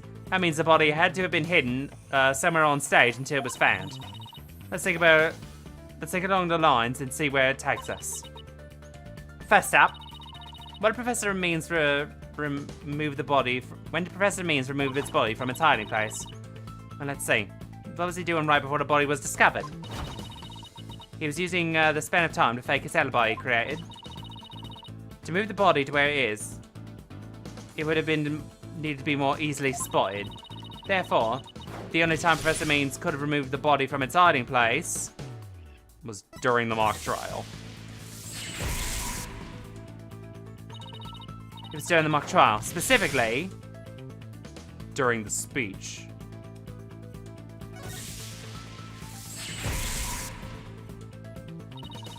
Professor Means moved the body to an easily seen location during his long pre-recorded speech. Professor also moved something onto the stage that wasn't there before, specifically The white statue.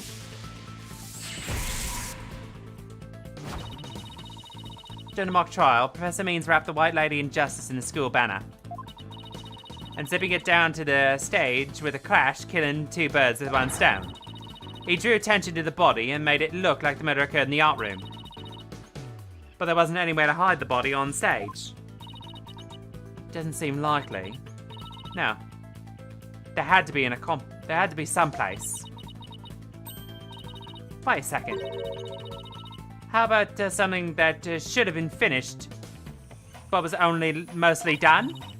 Something you used to cover the body up, but didn't draw undue attention because it looked like it belonged on stage. That way no one would suspect there was a body hidden inside. What was already on stage, but was capable of concealing the right statue. We never saw it be completed. The body was hidden by right statue. Oh no, Mr. Wright's statue was never actually finished.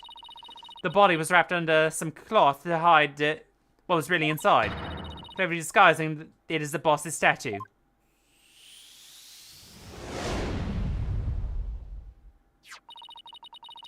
Miss Newman gave up on Wright's statue, yet Professor Main finished it in a single night.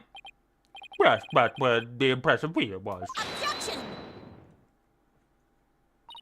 No, his so-called work of art deserves none of our praise. That's because it was only a facade to hide his real work. The murder of Professor Court. Come again. I'm afraid I don't follow. He hid the body by making it look like the statue of Mr. Wright. But the body was wrapped under a piece of cloth. It looked just like the statue. Bob? I second that. What? Now this is getting interesting. No, this is getting preposterous. Sorry, the judge. Where'd you come from? No, this is getting preposterous. How? How would such a thing even be possible? We'll never know unless we try. Uh-oh. I think I know where this is going. Okay, Apollo. Time to turn me into a reasonable likeness of Mr. Wright. I'm gonna pose like a statue, so now I want you to wrap me up in a cloth so it looks like the statue. I hate to ask the obvious, but where am I supposed to get this magical cloth?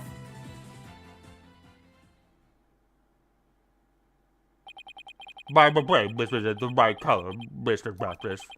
Well, just given how sudden the request was, it's kind of the best I could do, Your Honor.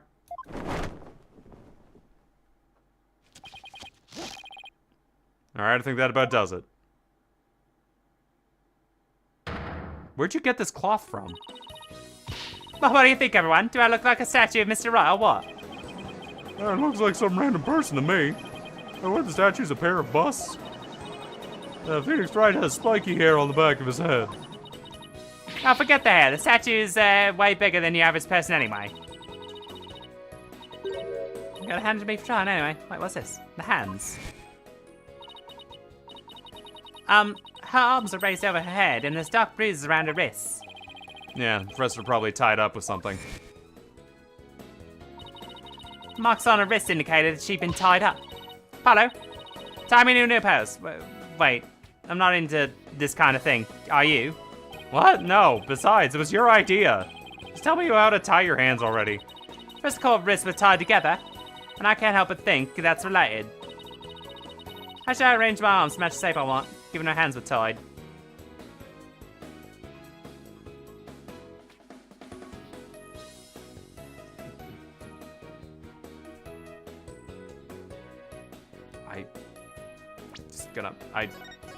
This is...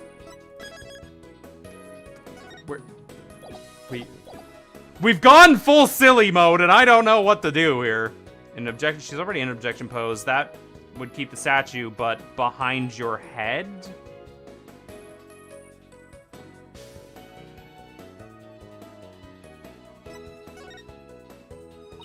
Apollo, tie both my hands behind my head. See, this makes it possible to fake the spikes on the back of Mr. Wright's head. Sure, but what about the statue's arm?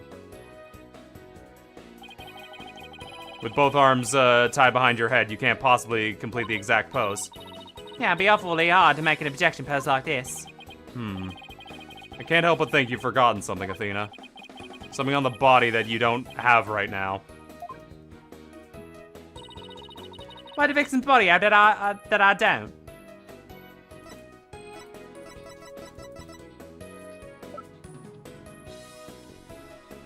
What are we doing?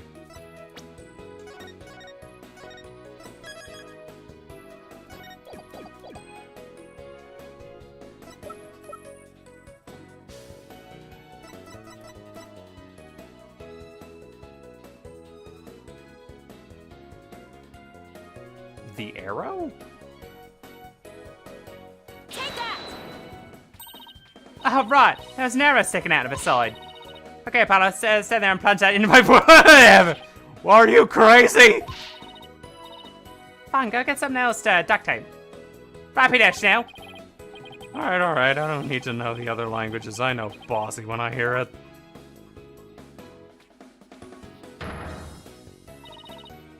The fate arrow to the side. Spike's hair created from two hands. Masterpiece in the making. Now cover me with a cloth. But remember to make the arrow stand out, okay?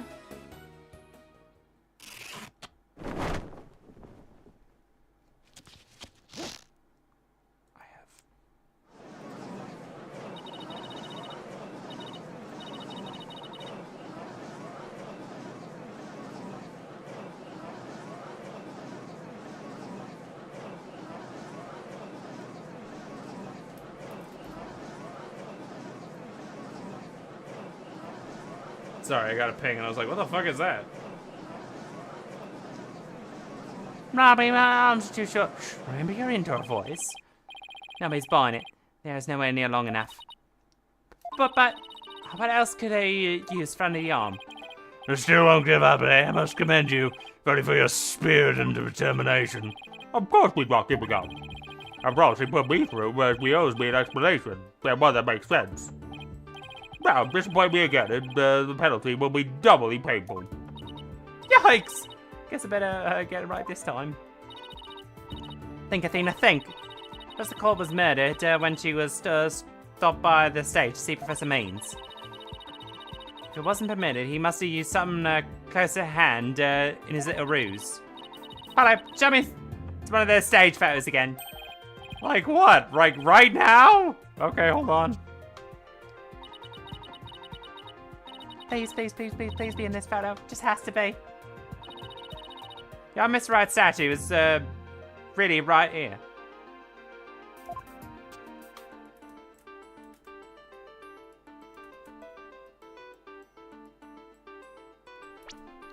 The only thing I can see is the wood. Like the wood? The ladder? Take that! Nope.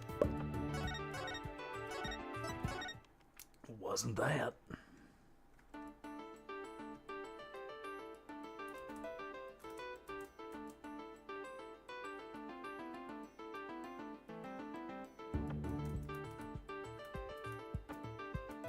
The ladder?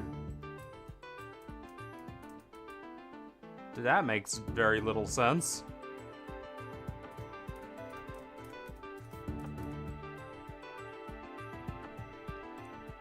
That thing the man is holding with the world? I don't think it would be that because he was holding it when we saw him.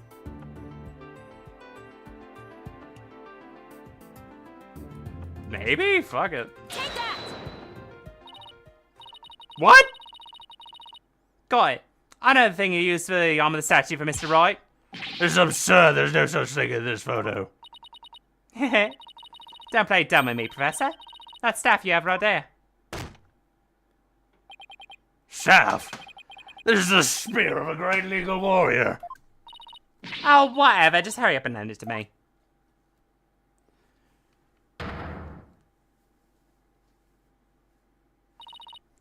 The length is perfect. Mr. Rioter couldn't possibly object to such an awesome arm. Okay, go for it, Apollo. Sure, I've got your hand. Cloth coming, bind, and coming right up. Maybe this guy just has a bunch of those sticks. Fuck, if... This feels like a complete fucking failure.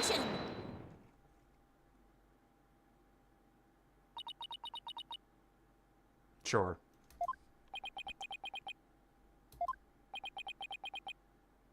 This is stupid, but sure.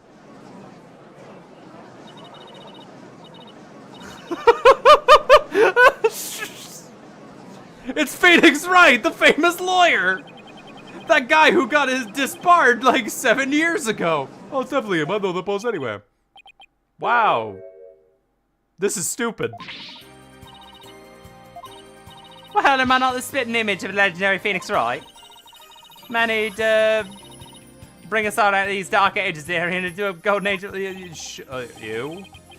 Golden light, all I see before me is the pink spear of a man. That's just because Mr. Wright likes the statue. He's positively tickled pink. Get Apollo, he's tickled pink! That joke deserves a pink slip. Basically, Mr. Galbraith is quite impressed with the inventor's strong thinking. By the way, miss. Bah! A resemblance is nothing more than coincidence. Not so fast, Sir Buster. Unfortunately for you, I can prove my theory to be more than just mere coincidence. To prove that the spear was thrust into the victim, all I have to do is...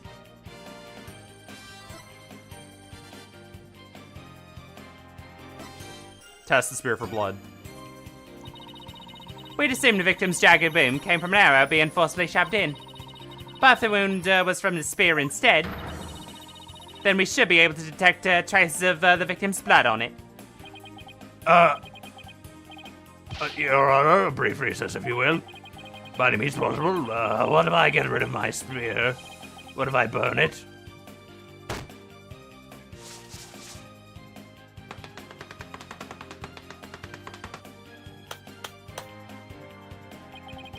If I do that, I'll be found innocent. Yes, I'm innocent, I tell you. Huh. Surely you don't expect us to take lectures from you now. Now, I ask you in the gallery. Help me decide the professor's fate.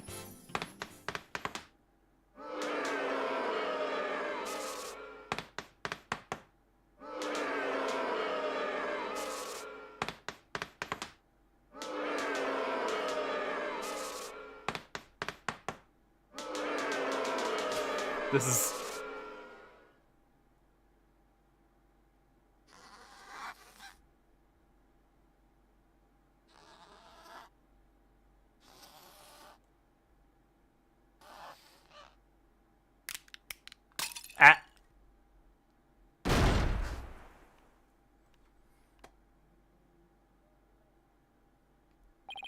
Prosecutor Blackwell, what has become of our witness, Aristotle Meads? It seems like just like Dono suspected, blood was detected on his staff. He has admitted to the heinous crime. All of it. Worst penalty for him is forcing him to say the end does not justify the means. Honestly, yes, the animation was quite good. He shall join us in the clink tomorrow. His teaching skills can be put to good use there. Great, he'll teach felons that the ends justify the means. So much for rehabilitation. Jail was never rehabilitation, Apollo. Can I ask what the professor's motive was? I could barely make out a word he said on his account of his shattered teeth. One Blackwell's fellow inmates was a surgeon. Why not a former dentist too? Eventually, I had them put pen to paper. As it turns out, Professor Means was the one taking bribes. The victim had suspected him after a report from the class snitch. That led her to question him at length the day of the killing, right there on the stage. The result, the heinous crime was brought before this court. The fool like Newman had come to know of the script's contents via the victim's note. It seems he came up with a plan to stab the victim with her own awl in order to make the killing look just like the one in the script, thus frame the defendant. But a scrap of paper with Hugh's name at the same mark as Professor Court's planner. Yes, about that. Those planners are bestowed upon all students graduating at the top of their class. Really? So then... Indeed. Once upon a time, Professor Means was also awarded the same notebook. The handwriting is being analyzed now, but like as not, the scrap belonged to him. This, too, was evidence of the bribery scheme that the victim had obtained. Man, if the case spent more time on the fucking bribery angle and all this shit, it would have been such a better case. Instead, we spent half of the time spinning our wheels and are getting this half-assed explanation at the end instead of figuring this out ourselves. Now that Constance Court was clean, and the only Aristotle Means took the bribe. I think a professor would murder a colleague that tried to pin it on a student. If this is the dark ages of mod, we can only hope a brighter future awaits. And the first step is to hand down my verdict for a promising young lady. This court finds the defendant Juniper Woods. Hey! Good shit.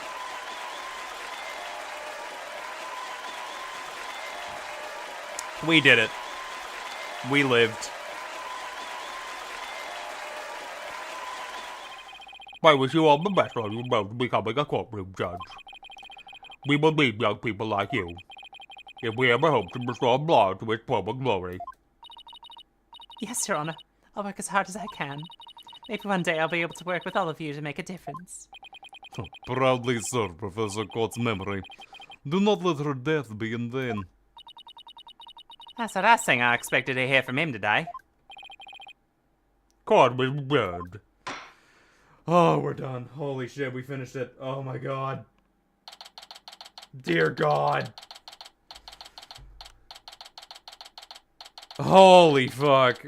Remember that while Athena won this case, she was breaking down against gasp in fucking pain in the tutorial, which takes place. Yes, absolutely. Which, again, I have yet to see a reason why we, time traveled. Like, this has caused more plot fuckery than it would if it was just a straight line. October 27th, District Court, Defendant Lobby number 3.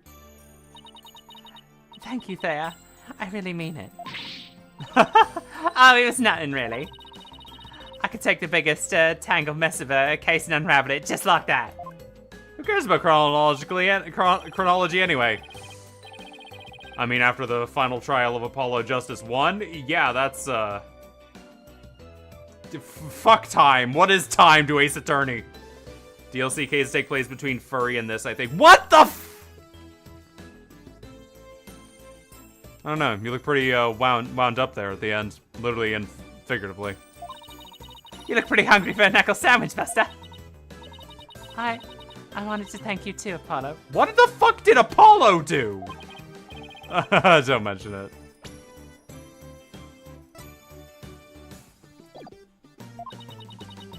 The way you were always there for Thea when she was in a bind. And at the detention center, your smile gave me hope when there was none. It's like the warm rays of sun shining down in the peaceful woodland. That was the reason?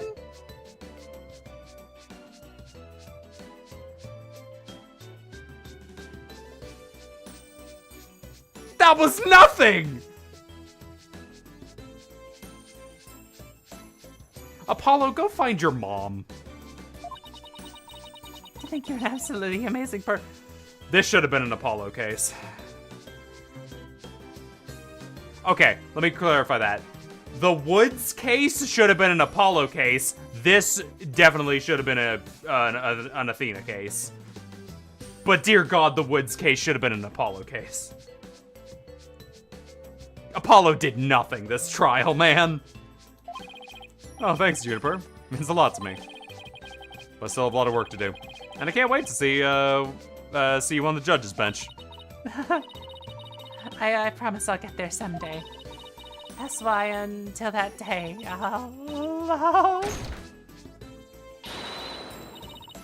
Hey, sister, how you doing? Guys, I got some fake news. I mean, it's huge. Oh, my interrupt is something. No? No, it's okay. I think, what's fake news? School festival. It was supposed to have been cancelled after what happened, but... We just got a call. In memory of Professor Constant Court, who worked so hard to make it happen. Or, in memory of Professor Constant Court, who worked so hard to make it happen, the festival is being extended one extra day until tomorrow. Really? Alright.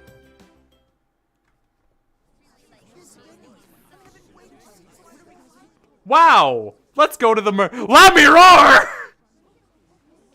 No! The guitar serenade is back! We've got a special treat for all of Who the fuck is voicing you? Achtung, baby. It's Who the time fuck for is voicing you? Serenade. No! No! No! I was joking! No!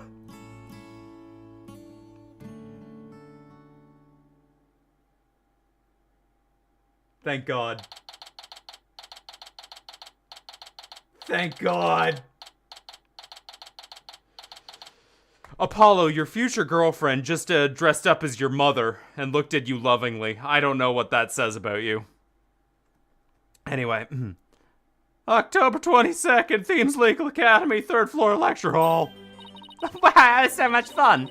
School festivals are amazing. I think you and Robin are getting a little carried away.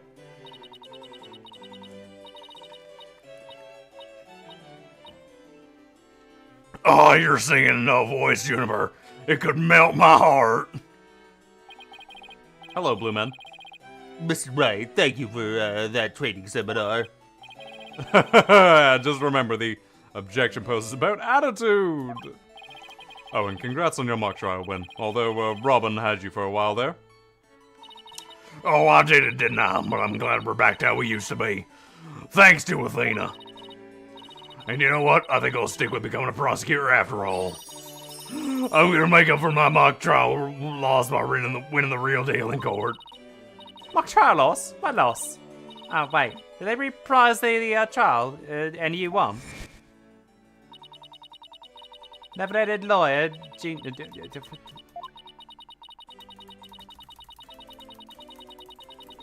Yeah, I don't care. So, does this mean it's really gonna happen? Juniper, there's something I've been wanting to say to you. Huh? Ooh, is he going to do what I think he is? Juniper, can we still be friends? You know, best friends like we've always been. Sure. 25-year-old man. Huh? Best friends? Yeah, what you gonna profess your love to Juniper if you won a mock trial? No, I was gonna confess that I'm not a genius and I'm really 25 years old. But you already dragged that out of me during the trial. Oh, whoops. Listen, you. You too, Robin. Miriam. She's there! Me too. Miriam's got this tactical espionage action stuff down to his science. Cute Metal Gear reference. I've been thinking. It's up to us to put an end to the dark age of the law, if we can. Let's all work together to usher in a new age where the winning results only results from the truth. And the ends never justify the means. Oh, count me in. I would have it any other way. That's not an agreement, that's just the snake. Best friends forever, huh? No matter what anyone says, nothing beats true friendship. You bet. If I about your BFF, Apollo? Aren't you a bit old to be using that word? And yeah, he's the best friend a guy could have.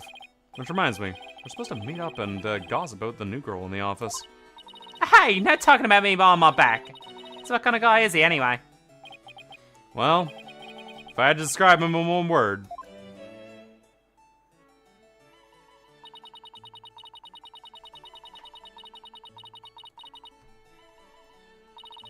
Unfortunately, that promise was never meant to be fulfilled. For not long after, their friendship was mercilessly severed by fate. And that bonds between us began to fray and unravel as well. Sorry, but I'll be taking a leave of absence. Even now, those words continue to ring in my ears. The discord in our ever-cheerful Apollo's voice made him sound so cold and distant. Why, Apollo? Why? Why would you leave us all behind?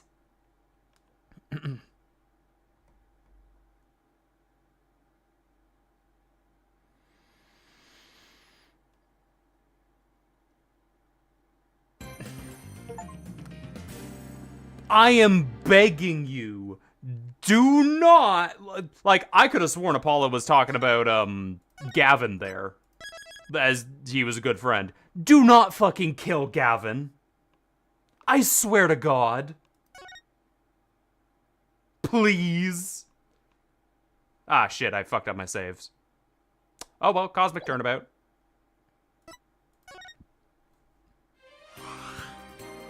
Well, then. That was more of Ace Attorney. Dual Destinies. Oh boy, huh. There's a lot to unpack there. Oh boy, so that case suffers from a lot of the same problems as the first one, being that the actual core of solving the mystery was kind of shoved to the end, I guess? And it made it almost impossible for anyone to actually discern what was going on until Black Quill explained it. I think if I was to rewrite the trial, it would definitely have to take a lot more of... It would have to deal with the murder a lot more. Because there was so much just nonsense. And I do mean absolute nonsense that was happening between that friend group. Because at the end of the day, the only evidence that actually mattered was Hugh's testimony, Scuttlebutt's photographs, and the burnt piece of fabric. That trial was literally like could have been start to finish in 3 evidences. Like, we found a few more things there, but spending so much time on the audio tape and having none of the investigation revolve around audio and have it only be done off screen? Yeah. I would say that's pretty awful. So, I do like that we had more character development for Athena. We're seeing an interesting side to Black Quill. And both Athena and Black Quill seem to have some sort of interlinking story with each other. Or at least that's what they're hinting at. So, whatever the case may be, definitely interesting to see. I hope we get an answer as to what the I mean, we're probably going to get an answer as to what the fuck is going on with Black Quill. It's probably not going to be anything satisfying. Like, it might just be something stupid like, oh, Black Quill killed Athena's parents or whatever, and then he went to jail. It's something boring like that. Either way, I think the biggest problem with these cases is that they're not taking advantage of what they have to their fullest. Because that final bit where we were actually fighting means was alright. I don't have many complaints about it. It did its job. The only thing that I would have... But that also means that there was, like, 75% of the entire case was boring. Was very, very dull. Because the power of friendship nonsense, that did come back around at the very end, and that was great to get Athena back in gear, but it should have hit a little harder, and it should have, arguably, I think one of them should have actively been the audio engineer instead of a, artist and a archer, because then we could have actually gone over what was happening in the audio recording, and we could have gotten not Means on the stand a lot earlier, but added him to the list of possible suspects And we could have actually seen the Dark Age of the Law in action through more and more of the trial, through means now adding falsified evidence to the bucket. I think that would have been an incredible use of the themes they're going for. Because if Means was actively filling our inventory with fake bullshit and red herrings, I think that would have been an incredible use of theming and whatever else. But I will keep that in mind if I ever decide to rewrite this trial. They haven't had a direct link to the... Yeah. There was never any doubt in my mind that none of them were the culprit. So, yeah.